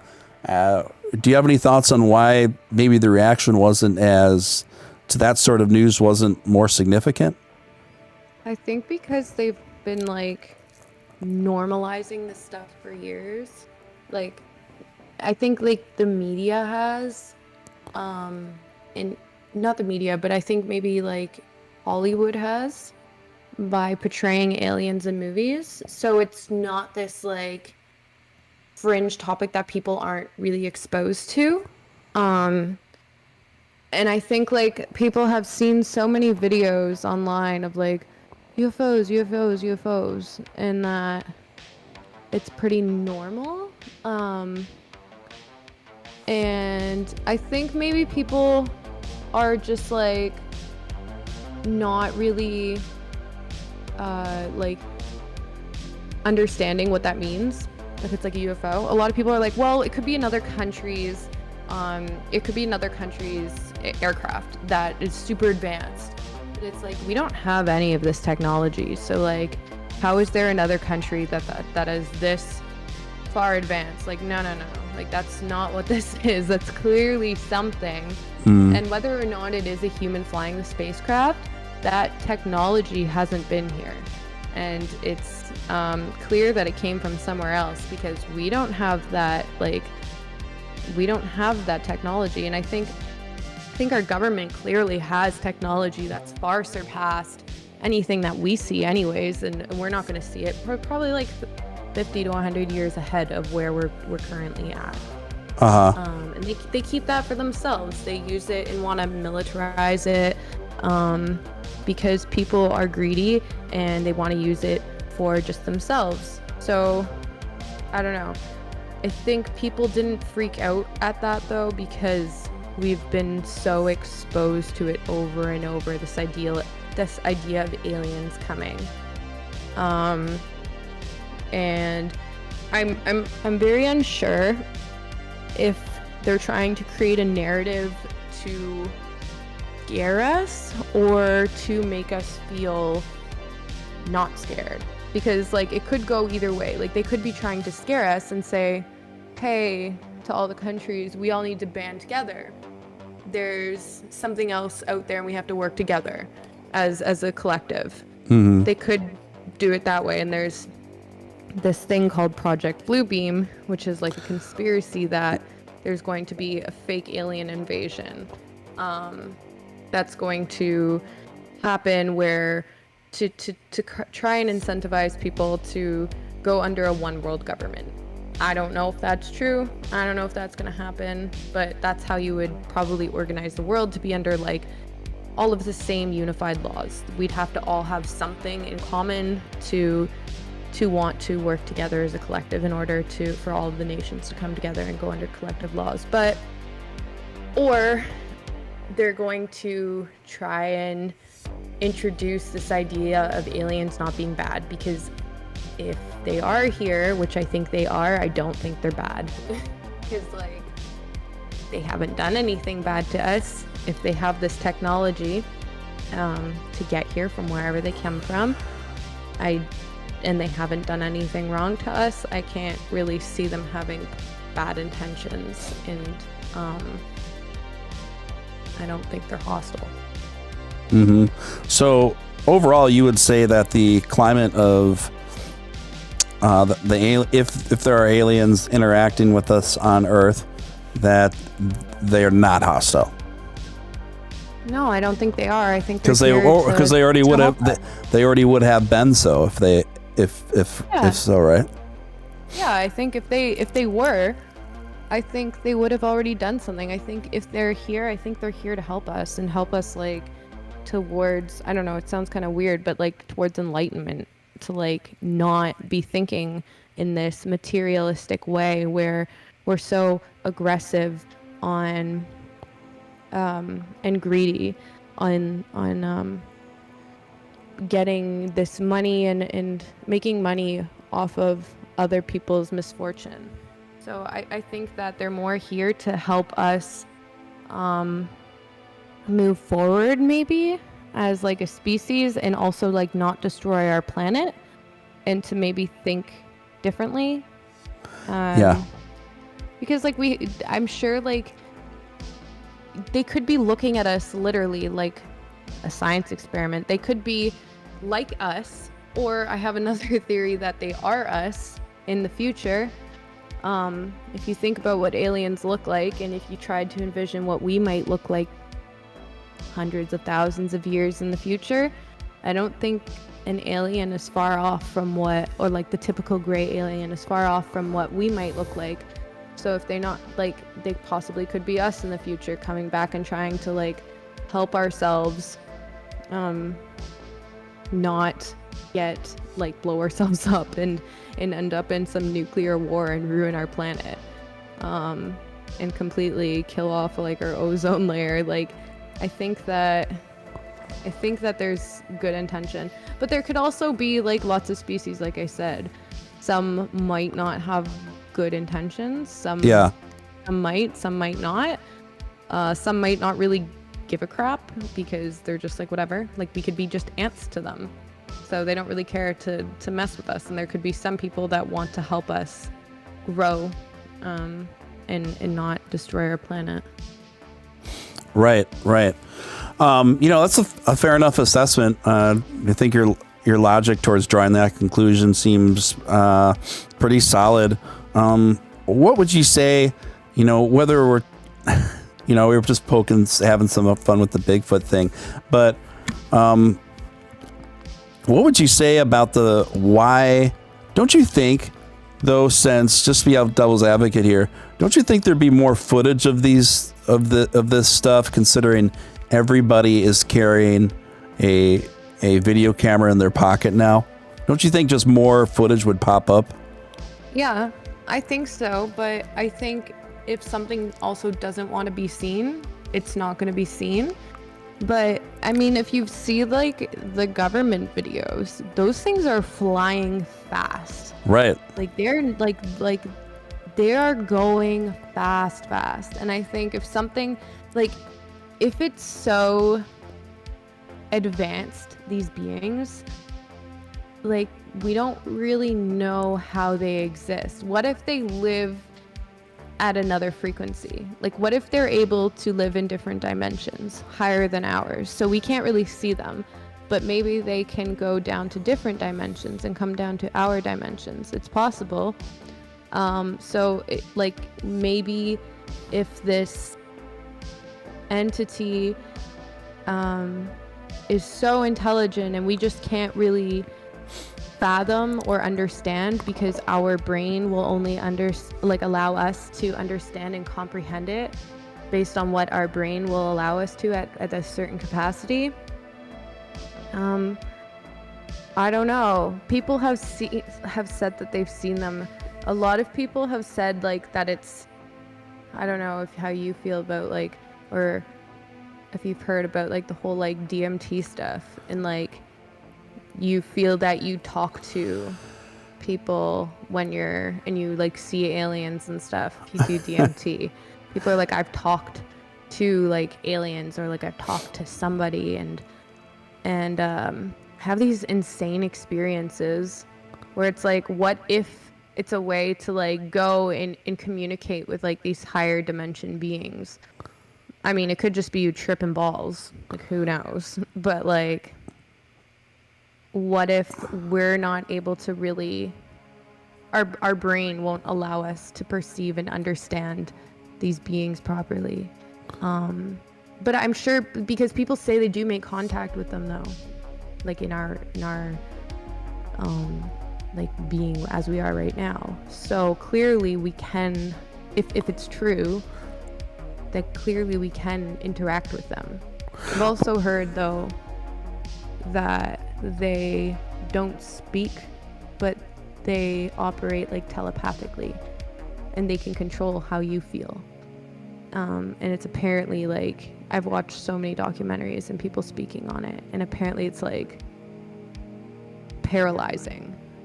Like, I heard a video about somebody talking about their experience with meeting, it was in the government, and apparently this person's like an ex-military person, and they were on like a disclosed they were doing something disclosed, and they didn't know what they were doing, and apparently they were literally told they're going to meet aliens, and they were told like, when you interact with them, like, it is like one of the most overwhelming experiences, because they interact with you telepathically, and they can literally just like make you think and see whatever they want you to think and see. And this guy was like, yeah, he fainted. He said he fainted. He's like, it was the most overwhelming thing, and it makes like these grown men just like feel like absolute babies, because like we don't understand. We don't understand them. Yeah, to me, it seems a bit far-fetched that coincidentally DMT would be the gateway to alien communications. But I guess, you know, on the other hand, what you're saying is perhaps our senses aren't, in our evolutionary state, isn't developed enough to enable us to see all the things that we could see, right? So, but the idea that is harnessed within DMT to me seems to be a bit much. I don't know about that. I just don't know. To me, I think it was more tripping balls. That's possible, but if you think about it though, like we have that naturally in us, and and it's in everything that's like natural and living, DMT, but then at high capacities of that, high doses of DMT, you like, but okay, so how do you explain, and I don't know if this is true though, because I've never done it myself. I really would like to try it, to be honest, just to know. How do you explain people who claim that they see the same thing and experience the same beings, like in a group setting, like when you do DMT and you all saw the same thing, like say you're doing DMT, say we're in a group, and then we all see and talk to the same being, entity, whatever it is, like how do you explain that? Like how do you explain everybody seeing the same thing, like if it's not actually there? I don't know. I mean, I would have to see the more like, I guess I would have to see footage of what was going on there. I know that if you put people in the same room, especially when you're under some sort of influence, you can certainly psych each other out to believe the same things. To me, it definitely leaves you much more open to suggestion in that regard. So it depends how much communication was going on between them. You know, to me, it would be more of a testament to accuracy if those people were under the influence of DMT all separately, and then they came to similar experiences rather than together. Yeah, the thing is, like, a lot of people say that when they take this, they feel that when they're like high on DMT, that experience feels more real than the reality that we're actually living, and people kind of like feel calm and like they know where they are. When it's weird, because if you like, when I think of, I've never done it, but when I think about DMT and like what I'm told, it's like you're seeing colors, you're seeing everything, and it's like I would probably feel like if it were me, like I feel like I would feel overwhelmed. Like that doesn't sound like like that sounds like kind of scary, but people apparently feel like they know where. Sorry, I just like dropped my mic. They know where they are, and they feel like that's like the actual reality. And then like, I guess, yeah, you could all collectively say that like, oh, like I saw somebody too, but like I've heard though, like even Joe Rogan said it happened. He did DMT in a group, of people, and they all saw this same thing, and like talk to the same little beings. And I mean, that could just be you tripping, and that's, but like it seems strange that like all of these people report seeing these little entities and report that. I don't know. I think that's like really strange, and to me it doesn't like, I feel like it's not just a coincidence. It's got to be something.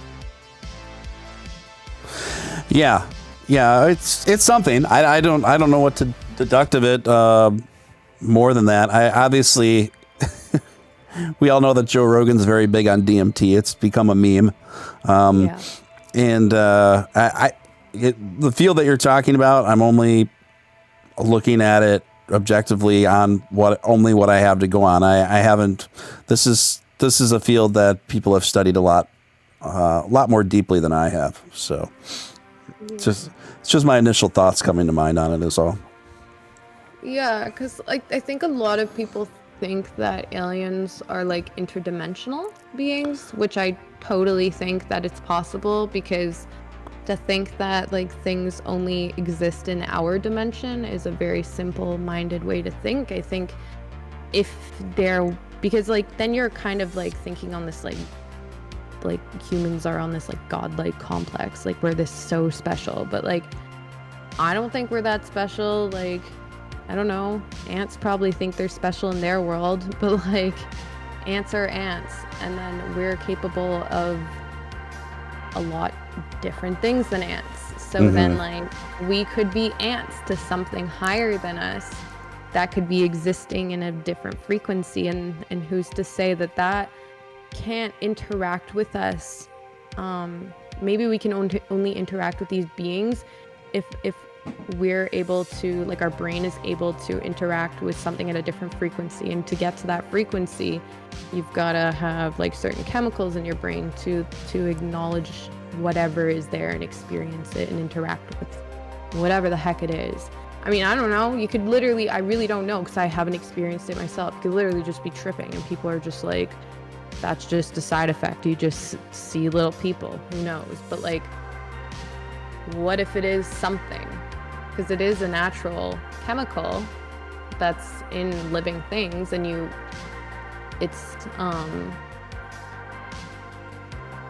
there's more of it like when you're dreaming or when you die, it comes out in high doses. So like, I don't know. It seems very strange to me. Yeah. Gotcha. Let's see what's going on in chat. People definitely have a lot of thoughts about this. Someone's mentioning lizard people. Okay. Same chemicals in the same brains, all the same space with the same visual and auditory inputs. Maybe. Luminal says. Yeah, that's kind of where I was going. Aliens are cool. They float around and can bend time and space with their minds. Ghost of Daniel says. This is how long have you been looking into this sort of thing? This seems like a fascination of yours that has gone on. That spans a lot of time. Yeah, like I read a lot about weird stuff. Like I read a lot about physics. I'll read a lot about space. I'll read a lot about conspiracies. I'll read a lot about like the government, just like weird things, and like kind of fringe topics. I obviously don't take everything at face value because a lot of it can obviously be tried to geared a certain way to attract certain people who will kind of just believe anything. So I try to keep an open mind, but I think it's interesting because I think a lot of things were conspiracies for a very long time, and then a lot of things turn out to be true. Like, I don't know, so many things that the CIA and the government has done, the US government, like in the past. And these were all conspiracies, and then it comes out and you see what they were doing, like testing LSD on like your general public, and like knocking people up with like syphilis, and tracking people who have syphilis and not treating them. Right. Like, what is it? Project Mockingbird was like allowing media companies and news sources to release false information to create a certain narrative. Like, that was allowed. And so if that was like allowed then, and it was cool to do it because whatever reason people have, what do you think that they're doing now that might be okay now, and then they'll release it, whatever, 50 years later and say, oh yeah, we were doing that back in 2020. Like, it's, and people will be like, oh, it's just a conspiracy. But I'm like, do you know how many things that the government has done in the past? Like, to think that your own government wouldn't do certain things to you or lie to you or tell you something because they're your government, like, I'm sorry, but like, if you look at the history that the government has had, they have definitely not protected you, and they definitely haven't told you the truth. So to believe everything that people say and that the media tells you, mainstream media, like, I think that's absurd. And people will say like, oh, like, you're dumb, you're not using science. I'm like, no, science is about questioning and testing hypotheses. Like, there's many things in science that have been disproven, and I think you have to question things, but not believe everything that you're told. There's got to be some sort of like medium. But yeah, I'm like really into all of this fringe stuff, like years and years and years and years. Like, ever since I was like in high school. Mm-hmm. I'd read about things like this and like be up really, really late at night, just reading, watching documentaries, and yeah, talking about it. But I don't really have many people to talk about this stuff with, because like not many people go as deep as I do. Yeah, I think you raise a really fair point in terms of what we can look to as a matter of record, not a matter of projection or just opinion on in terms of what the government has already been capable of doing to us in the past. Not capable, but what they have done to us in the past, in terms of controlled studies where unsuspecting citizens, unbeknownst to them, have paid very dearly for these experiments and for this data accumulation. So if our own government has been capable and have executed studies like this in the past, it's really not that far of a leap to assume that a certain amount of that, at least, is going on currently. So that's kind of how I see it. And you are right with your assertion about untreated syphilis and the effect that has on people. Our government performed those studies. Tuskegee, I don't know how to say it, Tuskegee experiment. They knew that people had syphilis and told them that they were treating it. And then they didn't. And then they passed that on to their spouses. They passed it on to their children through like birth. And it's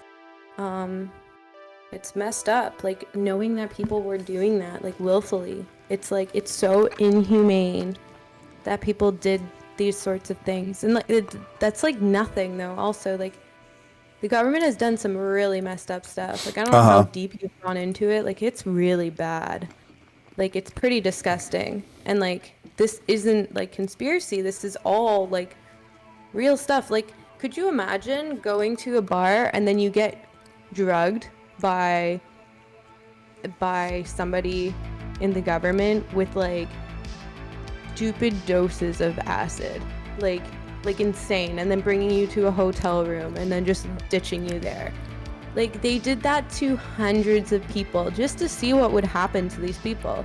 Right. Because they thought to see how much you could influence somebody on acid. It's like, that is so messed up to go and do that to like to anyone, but like doing that to people who are you're supposed to be protecting. Like, what the heck? Like, right. Pretty disgusting to me. You know, and this is where you start getting into, you know, what I believe to be the importance of protecting sources like WikiLeaks and things of this nature, because you know, another thing too that comes to mind discussing this sort of stuff is the potential dangerous trajectory of the collusion of government and media in terms of what's being allowed to talk about. And we have to be a bit careful with the TOS here on this stuff as well. But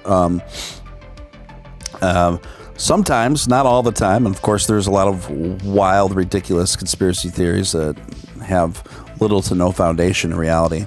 But what we are seeing happen more and more frequently, where it seems the difference between a conspiracy theory and a non-conspiracy theory is 6 to 12 months. So what happens is sometimes people raise narratives and questions that most of society and most of the mainstream media deems to be conspiracy or irresponsible. And then as time goes on and the more data that is discovered and accumulated, that previously fringe perspective then becomes just a matter of record and of more acceptable opinion. Yeah. So 100%.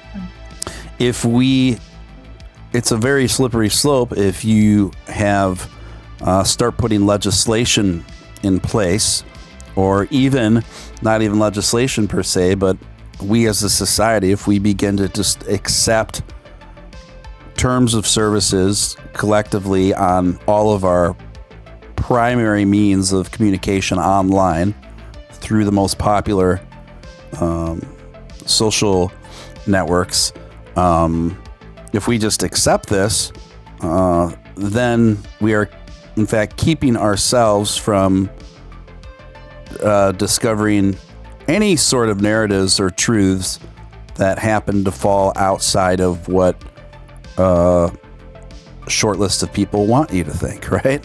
So, you know, it's just kind of like, for me, I'd rather have less rules in that regard and be able to sift through the BS myself and decide for myself on what is what truly is ridiculous, unfounded theories versus what has some truth to it, you know?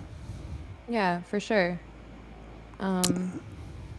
Yeah, it's all very strange because I think a lot of people also like just don't want to accept it, and maybe are living in denial. And because like if a lot of this stuff were to be true and if you question it, it's like what or who do you actually even trust? And like, yeah, if you have a brain, you can, like you said, you can go and analyze the information. Okay, you have this information. Do you think, like, what would be somebody's motive to be doing what is allegedly happening? Right. Why would they do it? And like, what would be the means? And who is claiming that this is happening? What sources do you have? Like, it's hard because there's so many things that are like, people will go out and just make absurd claims. So you obviously have to like check and see who is saying what, like, because anybody can say something, but also you can't really narrow things down also because like a lot of the times, like, you're not gonna have like CNN covering things that are like these fringe topics. and like that's not in their interest. Like you're not gonna have like mainstream media going and covering this stuff. That's not really what they do. They want to cover things that are like very, very credible and you're able to like get somebody on air and like fact check this. Like if something is leaked and is like being whistleblown, it's not going to be done legitimately. Like you look at all the WikiLeaks stuff, like it's so messed up what happened to like Julian Assange and Edward Snowden. Like it's so messed up. And like you have to think like these guys like have the best interest of your public, and now you have Edward Snowden who has asylum in Russia. Julian Assange, he's in prison. Am I correct? Like why? Like why? Because they gave out information that we're being spied on. Like that's something that people should know. And like if you have the government tapping your phones and listening and tracking what you're doing, like people have the right to know that. And to condemn somebody for speaking out on that, it's pretty messed up. So it's like if you think about how often this stuff like might happen and you don't hear about it and it never actually gets out, like I don't know, like people will do anything for that stuff to not get out. Because it makes them look terrible. Yeah. But Yeah, well stated. Josh Randell disavows $10 super chat. Thank you, Josh. Appreciate it. The human, that sounds like a movie trailer, the humanists ruling over humans. It's been a revealing 5 years. Thank you for that, Josh. Appreciate it. You know, it's been in response to Assange's imprisonment, just the absolute seemingly indifference and silence over by both here in the States anyway, by both sides of the political aisle has been really disappointing. You know, here we had our last president. I don't want to open this up into a whole thing, but politically, but our last president, on his way out, he had a really great opportunity to pardon Assange, and when he was granting pardons, it was just kind of baffling to me how, you know, Black Kodak got a pardon, but Julian Assange still sits. I don't understand that. And then coming in now with this current administration, they've have absolutely nothing to say about it. Anytime they've been asked about it, they just shut it down. And you can tell that for as long as the current administration is in power, they have absolutely no interest in freeing Assange. Between him and Snowden, these guys are not I guess I'm going to have to go on the record as giving a strong opinion on this. I don't see not only do I not see these two gentlemen as enemies to my country, but I see them as rather heroes, more on the hero end of it. And also it was interesting to see how here you're in Canada, just for the record. That's why I keep clarifying, you guys. Lives in Canada, I'm in America. So it's been interesting to see how years ago the left in America would completely embrace Julian Assange, and then when he started also releasing information that was happened to be more distant, that more insulting and more damning of. Before he was releasing a lot of information was coming out that was really damning to a Republican administration at that time, a lot of the neoconservative kind of thing. And then as time went on, more and more damning information was coming out via what was going on with the Democrats and Democratic operatives. So then all of a sudden here you have this weird thing where the right hated Assange back in the day and Snowden, and the left loved these guys, and then move forward another 10 years and it just completely flipped. Okay, it completely flipped, and it's just so interesting to see people's own when faced with their own inherent bias and just their own general inherent biases, how quickly their perception of truth becomes a very circumstantial one. And their quest for truth becomes a very circumstantial one. It becomes one that's more becomes a relationship more out of convenience to their own preconceived narratives or sets of opinions, you know? Yeah, no, I definitely agree with you. I don't understand how anyone would really be against what they did. Because, like, they're trying to protect you. Like, they're trying to protect the general public and say, hey, by the way, wink, wink, nudge, nudge, there's some naughty stuff going on. Like, this isn't okay. And everybody should have the right to know this. Like, I don't care if it's, like, if it's a method of, like, of security issue. But it's, like, if it is a security issue and stuff, you can still do it. But, like, you can tell people that you're doing it. It doesn't make much of a difference. Although I don't even think it's right to be doing it. But if they're doing it, like, I just don't know how they can't just, like, put something out, like some ambiguous statement like Apple does. And they're like, whoa, we have the rights to do this and this and this when you download an iOS app. But, like, they could have just put some ambiguous statement out, like, we're allowed to do this and this and this and this. But instead, they're sketchy about everything. And then it comes and is, like, uncovered 20 to 50 years later. And you're like, damn, the government was trying to mind control us. Like, what? That's so scary. If, like, that's what they were doing back then, I'm like, dude, they don't care. They're literally just, like, they're using people as, like, little test subjects, like your own people, to figure out what's gonna happen. Like, let's test on them like little lab rats. Like, that's messed up. But it's not only the US, obviously. You have other countries doing that sort of stuff. Like, but, like, when you live there and then you're told and fed all these lies that America's the greatest country ever and all this stuff, and it's the #1 country, and then you're like, well, your government, like, kind of is okay with, like, poisoning you and giving you STDs and, like, not treating you and lying to you and, like, imprisoning people who speak out. It's pretty messed up.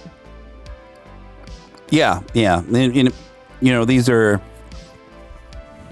unfortunately, these are issues that become, you know, partisan footballs depending on who it's affecting at that time, you know. When they shouldn't be. Dylan says the government doesn't take kindly to whistleblowers, but they'll protect war criminals and human traffickers. So, yep. Yeah, no lie detected there. It's Alan says CNN, Fox, MSNBC, all of them are BS. Independent as media is key. Yeah, largely. I would agree with that. Yeah, Shidoshi, we're not. I don't want to get into that topic because that is obviously, #1, it's an extra contentious issue for people. #2, it's it will get that's against YouTube TOS to discuss certain opinions in regards to that. We'll skip that one. Yeah, I have to skip that one. I don't talk about that one. Yeah, because because it's gonna get wiped. So, like, that just also proves, like, just everything is so you can't say certain words. You are censored in what you are saying because you're gonna get demonetized or you're gonna get, like, taken off of some algorithms. Like, that to me is, like, pretty messed up, and that speaks volumes. The fact that you can't talk about certain things. It's not like you're projecting a certain opinion also. Like, even if you just talk about it, you're screwed.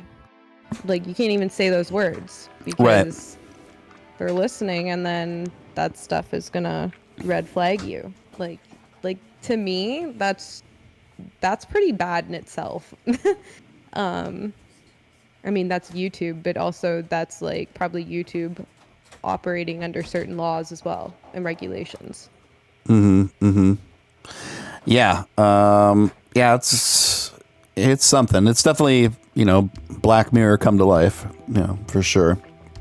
Can you talk about anything OM Theta TV? I don't do you know anything about that, Liv? I don't.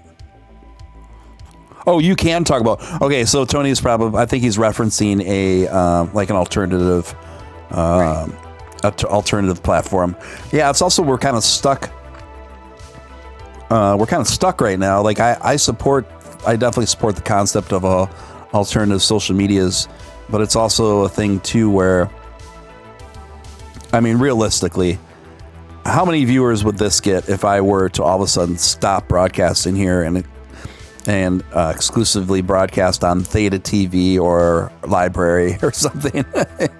It'd be a fraction of my already fraction that I've built up here.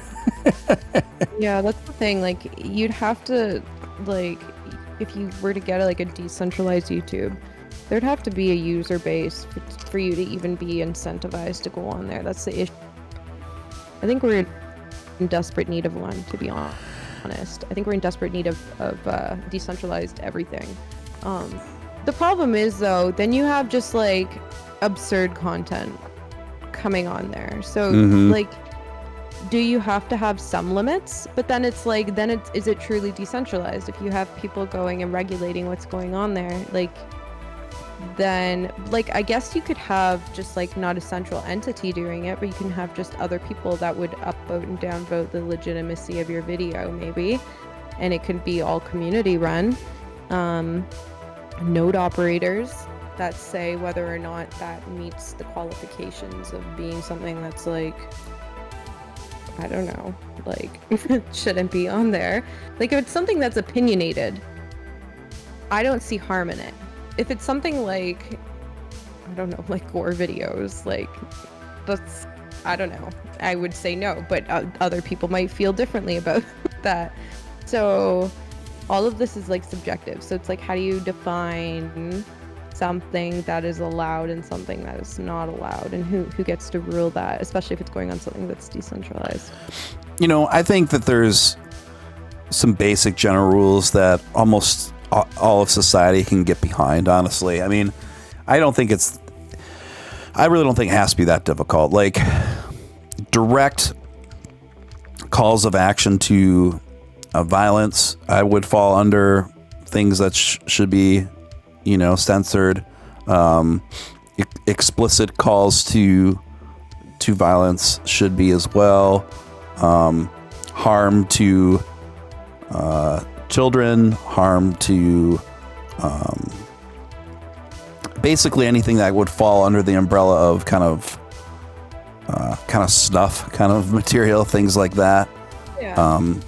Problem is, though, like, people are really overly, and I mean, this is my opinion, people are like way oversensitive about what is allowed to be said now and what is not allowed to be said. So like, you have people that are getting offended at like nothing.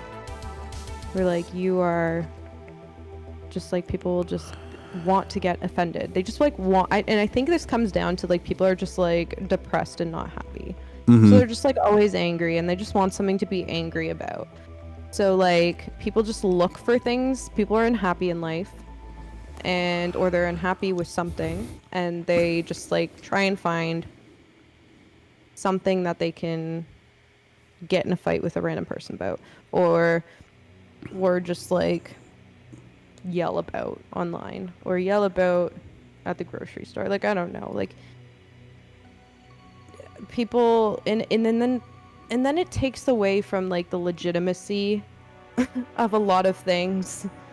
Just like getting mad, when you get mad at everything, then it's like a lot of people just stop caring, and then it's like, because you can't be taken seriously if you're getting mad at every single little thing. Like, what are you gonna do? You're gonna censor every person, and then what do? Censorship isn't good because it's not educating people.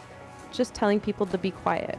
Like, I hate this whole, and I think I mean, like, and I believe that we should be good and try and do inherent good and not try and cause harm to people and do harm to people, and I'm fully on board for that. But like, I hate when people just like go out of their way to like get mad and like be like, this person said this, and this is against this religion, or this is against this sexuality, or this is against this, and or like my beliefs. And I'm like, I don't think that that's what that person intended. Maybe maybe that's how you are interpreting it, but I just think, like, are you just looking for something to be angry at? And I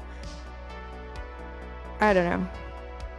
I think that we were never like this before. Like, I mean, I'm young though, but like, I mean, I watch movies that were made in like the 90s and early 2000s and stuff, and I go back and like I look at the jokes and I'm like, wow, if that joke was made today, like Tropic Thunder, what was it? That's actually a really good example. Yeah, that's actually a really good example. Tropic Thunder. If Tropic Thunder was made this year, oh my god. Oh my god. It would never happen. No, it wouldn't happen. It wouldn't be allowed. It wouldn't be allowed at all. But like, you have to like understand, there's literally nothing that was like, it's comedy. It's pure comedy. And like, that movie wasn't made to hurt people and to be like intentionally harming people and like to make people feel like bad. It's to be a comedy. It's to be silly. And like that movie gets pretty outrageous. Like, pretty outrageous. And like, it is funny. But like, if that movie were to be released in theaters nowadays, like, that wouldn't be allowed on Netflix. That wouldn't be allowed on like anything. Yeah, Superbad too. There's a lot of movies though. Yeah. Yes, I guess Superbad might fall under that category too. Well, this is what I'm talking about, because we don't have to even look that far back to notice the severe trajectory we have found ourselves on in relation to censorship, where Tropic Thunder came out maybe like 10 years ago. Yeah, maybe, it's not even that long. Yeah. Nothing. Maybe 10 years ago, and then Superbad about the same. Hold on, let me look up the year of releases for these movies. Superbad, I think I was in middle school. Yeah, that was 2007. I was young because I remember seeing it in theaters. Yeah, so Tropic Thunder is over 20 years old already. It's 2008. So almost 15 years ago. Wow, this makes me feel old because this doesn't seem that long ago to me. But, yeah, 13 years. Okay. They're at the same time. Yeah, so like that era of movies. Right. They would get a little, like in the 2000s, I think. They would, because they were like, a lot of people that are still big, I think, that were in movies, like people that were like getting big then and who are still big, like did some questionable and said some questionable things in movies, but they didn't get like crucified. So it's kind of funny. But I just like wonder what would happen if it was made now. Oh man. I think it would be easier, like, out of the two, it'd be easier to make Superbad, I think, than Tropic Thunder. You know? Well, like, what did Superbad do that was that bad though? They didn't even think that was that bad. Superbad, I think, was just like more stupid funny. Like, Tropic Thunder goes like pretty hard. Superbad did homophobic stuff? Comments. Oh, maybe like homophobic comments. That.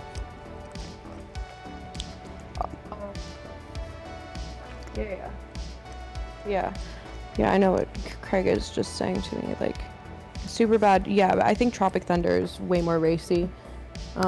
Definitely a lot more aggressive. I love how Tropic... They do blackface in it. They literally just do blackface in the movie, and it's okay to do blackface in that movie. And, like, it's wild.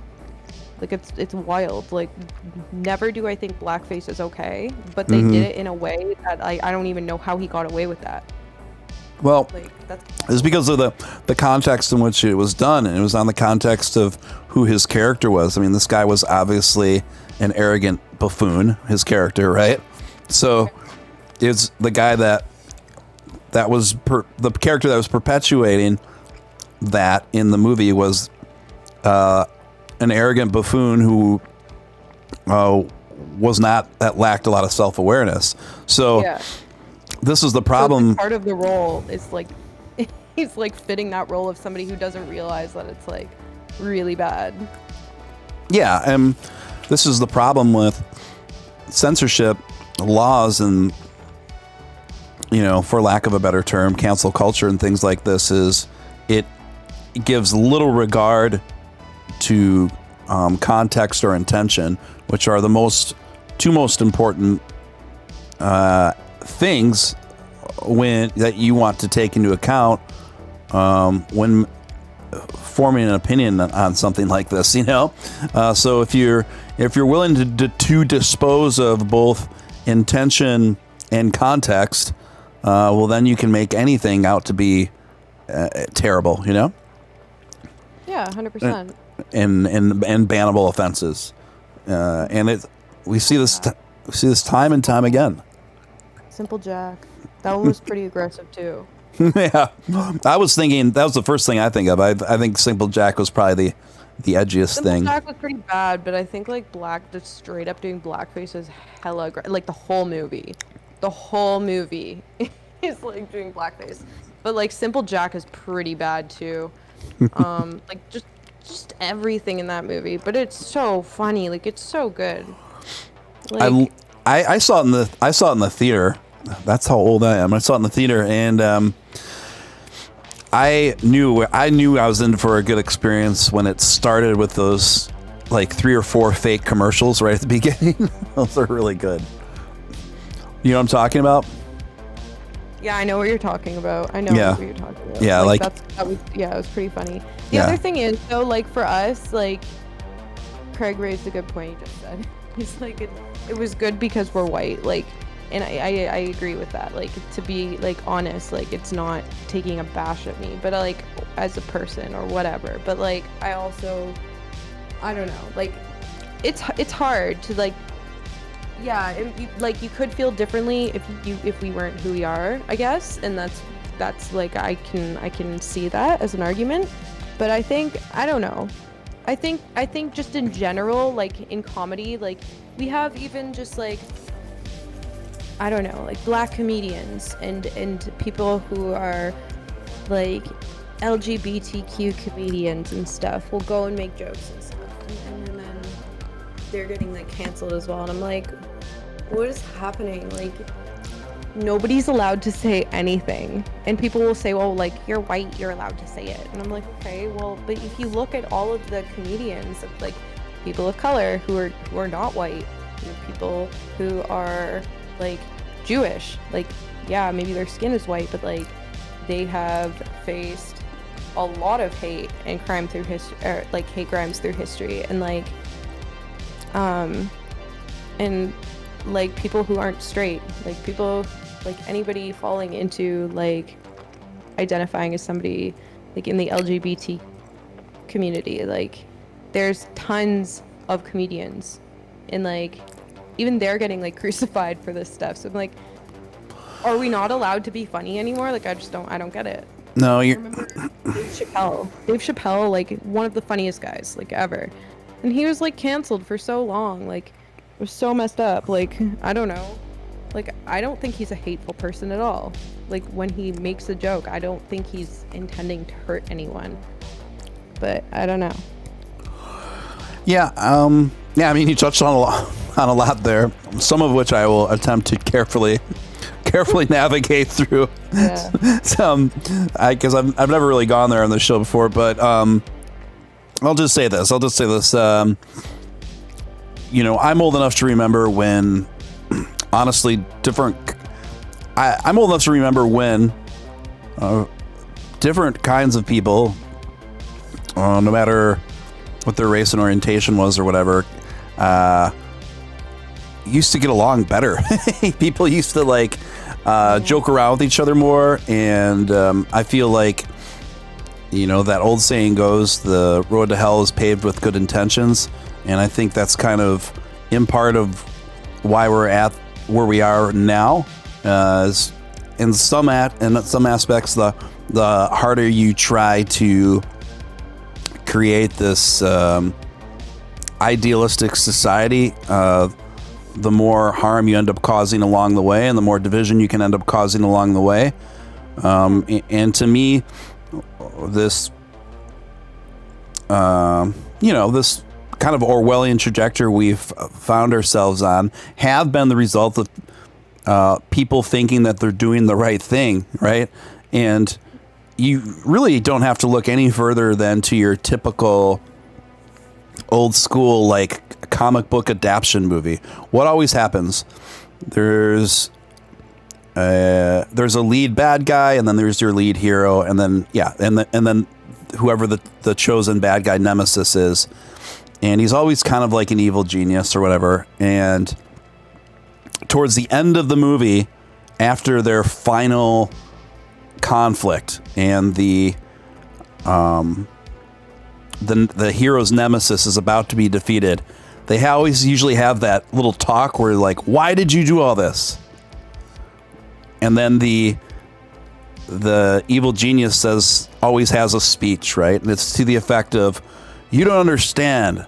I was doing this for everyone's best interest. You know, I was going to create the ideal world because I was tired of people getting hurt, and that's what happened to me. So consequentially, I was going to create this utopian society, and I would have gotten away with it if it wasn't for you. You know what I mean? And to me, I can't help but see a similar parallel now between the society in some aspects that we've set up for ourselves and people at the hands of people who mean well, but in the process of meaning well, trying to create this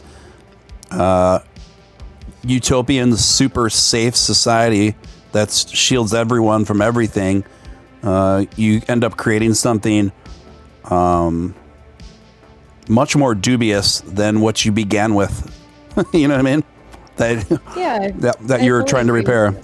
Yeah. Yeah, I fully agree with you. I think you're trying to control everything that people do, and it's like, it's not fun anymore. People aren't doing what they want to do, and it's not to say like, hey, let's allow people to go and like be racist and sexist and homophobic. And it's like, I mean that, like, but like when it comes down to you having to like use cancel culture and use this like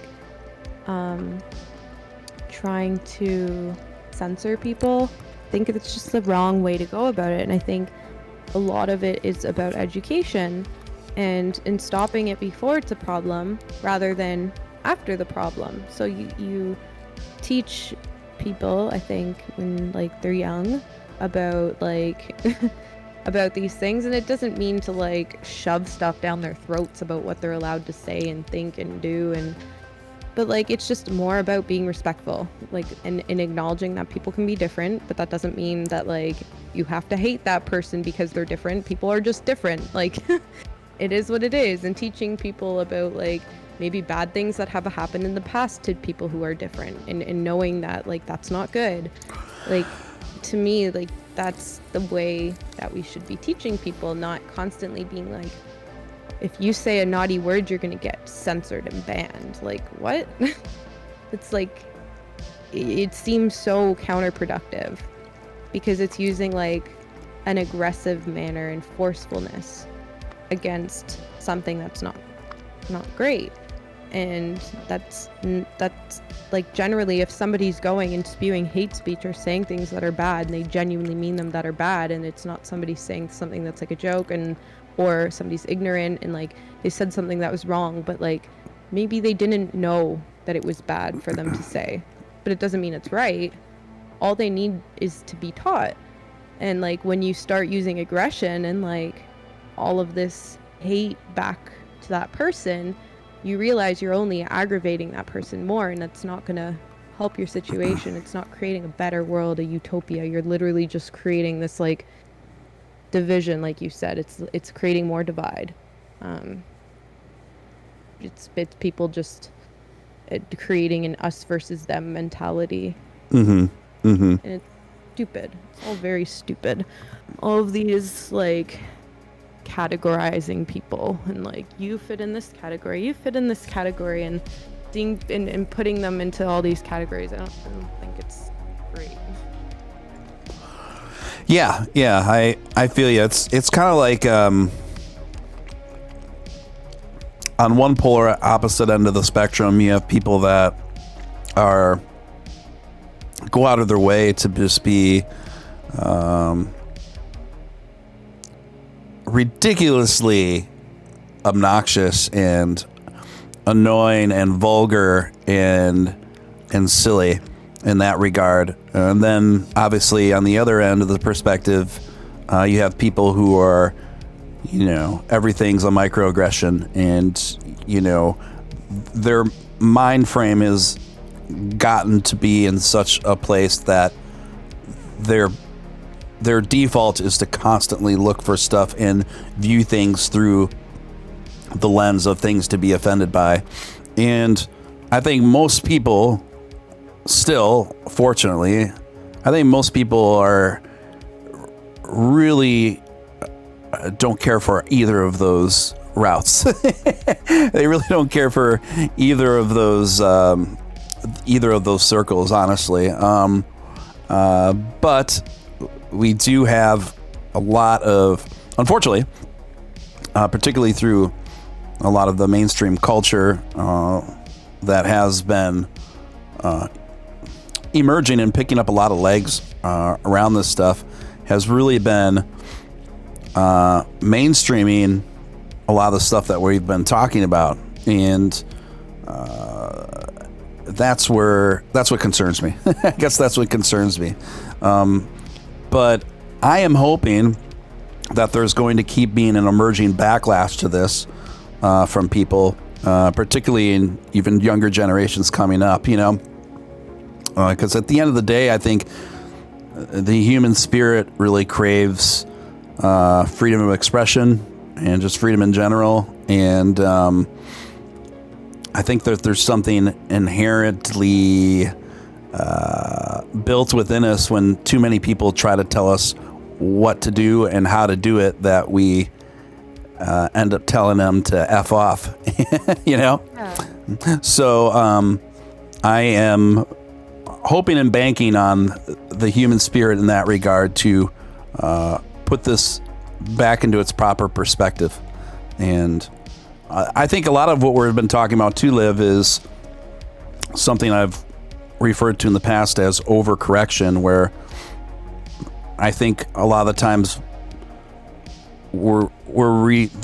these folks are responding to legitimate things that have happened, and there's like a course correction process where you're trying to make things more fair for more people, but in the process of that, you can become so consumed over the things that you hate that you end up becoming that which you despised, and then you end up kind of lashing out and taking on new forms of discrimination against different people as kind of like a vengeance or an overcorrection process to, legitimate grievances that have happened previously.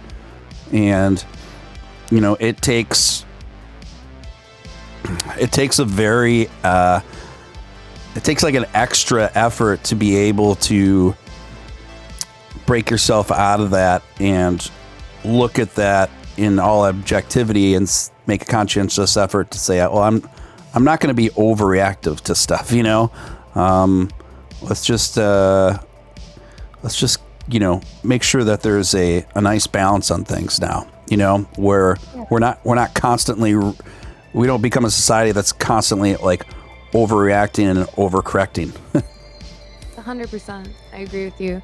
Steven, I literally thought you were gonna start quoting The Dark Knight and that like you're trying to be like a good person, but then you become like doing everything that you're not wanting to be. And I literally thought you were gonna say you either die a hero or live long enough to see yourself become the villain. And I was like, literally thought that was gonna come out. But yeah, like I think you might have like you could have good intentions in like trying to do things, and then like you end up like having the opposite effect of what you intended in how you are like conducting yourself, I guess, in trying to create this like better society and stuff. And then but like if you realize that maybe the way that you're going about it is actually doing more harm than good. I think our age doesn't, not age, but like our population, I don't really know how to define it. People like now don't know how to reflect properly. And it's like, it sounds so weird, but like I go to school for nursing and they teach us a lot about reflection. And when I first got into nursing school, I thought it was like a load of BS. We'd always have to like, it'd be like, okay, you have to reflect, you have to reflect, you have to reflect. I'm like, oh my God, like stop. How much? Like, now it's like brainwashing. I'm like, guys, stop. But like the more you actually think about it, you are just thinking about maybe prior to before acting on something. Like, is this the best thing that I could be doing? If it isn't, what's something that could be better to do? Or if you do something and then you're like, maybe that didn't have the best outcome. And then you sit and reflect on, if I made a different decision, what might have happened? How can I improve? And like, I don't think enough people do that nowadays. I think people just are very reactionary. People see or hear something and then just react.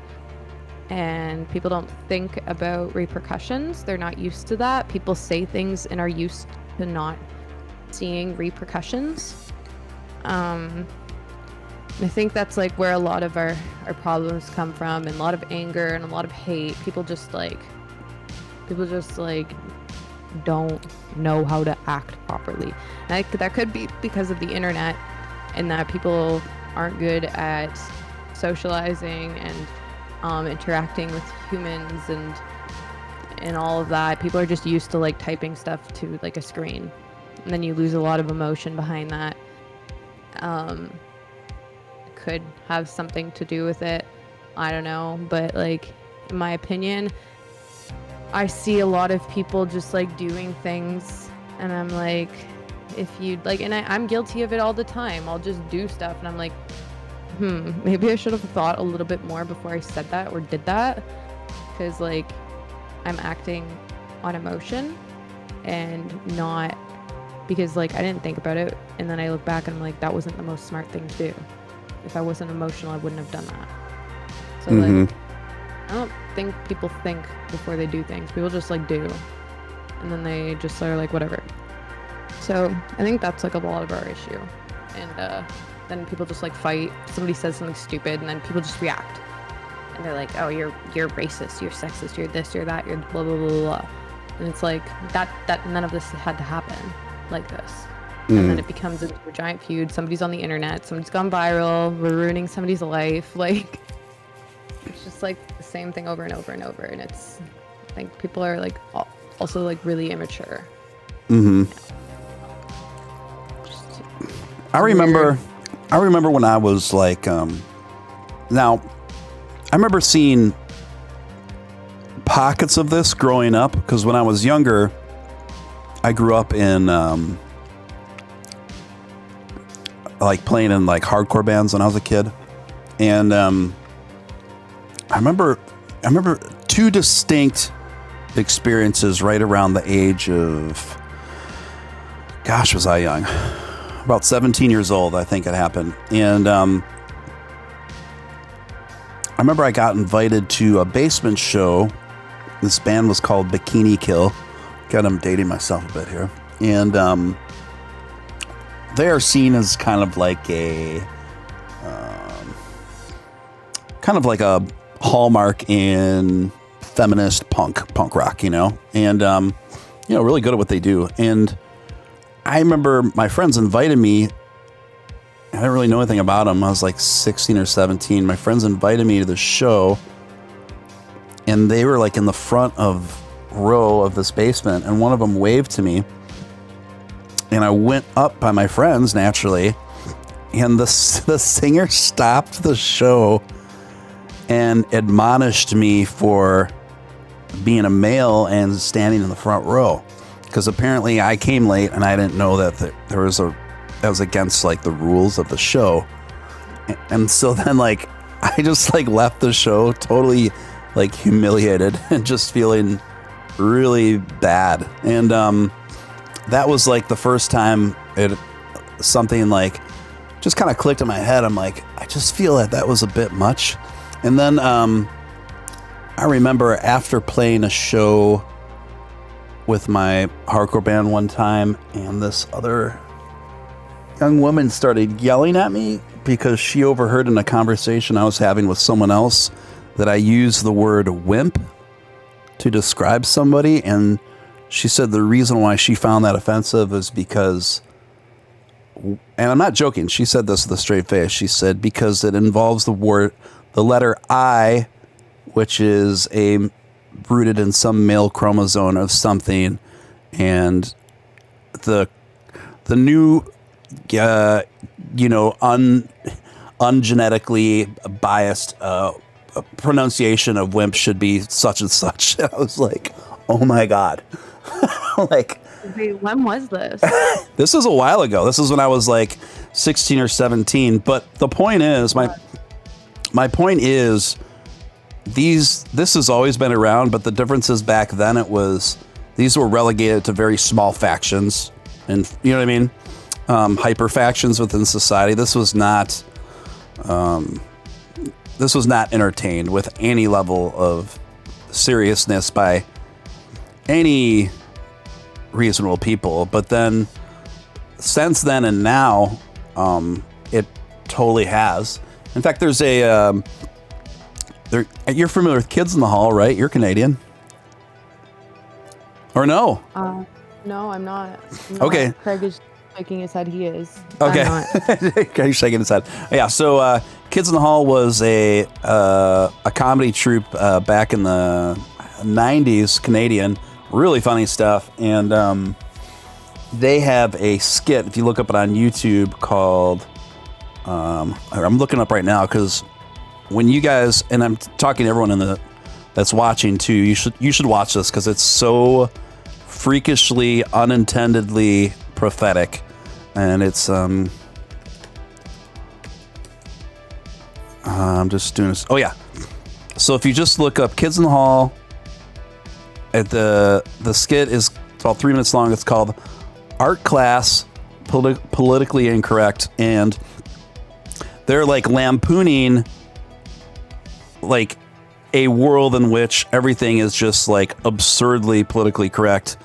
And every single thing, yeah, see, it's up to over 1 million views now, but like every single thing in that video is common reality now. You know what I mean? And they were making fun of like, how absurd would it be if people thought this way? Was kind of the angle, you know what I mean? And seeing that video now is like absolutely prophetic. Like they use a lot of the exact same terminology and things that are common vernacular now. It's very spooky to see it. But yeah, that's strange. I'll have to look it up. I'm not sure what that is. Yeah, I'll just Do send. you know what it is? I know the show. Okay. I'll send you the link, and you Okay, can yeah, just send do it it for to me. I'm yourself curious. because it's just I'm like curious. it's crazy to watch now. It's crazy to watch now because it's not even comedy anymore. It's just reality. It's just normal, yeah. And then it's Yeah. just like triggering jukes. You're like, oh my god, it's happening. Like, But yeah, I don't know. I guess we're just kind of riffing now. But I'm sending you the link to check it out. But yeah, Craig knows. Well, I think we covered a lot tonight. And we still have a pretty decent audience considering how long we've been going here. Yeah, I know, right? It's like not too shabby at all. Talking about a lot of guys, if a few of you already aren't subscribed to the channel, feel free to do so. I do live streams pretty regularly, as you well know, and I'm not sure what's on the agenda for tomorrow night's show yet, or if there's going to be one or not. I am in the middle of a move into a new place, so I'm kind of dealing with that right now. So just kind of gotta play it by ear. Well, if you need somebody, I'm here. But yeah, I don't know. Do you have anything else to add to this one, Liv? I'm in no hurry either way, but I'm kind of at my end of freestyling.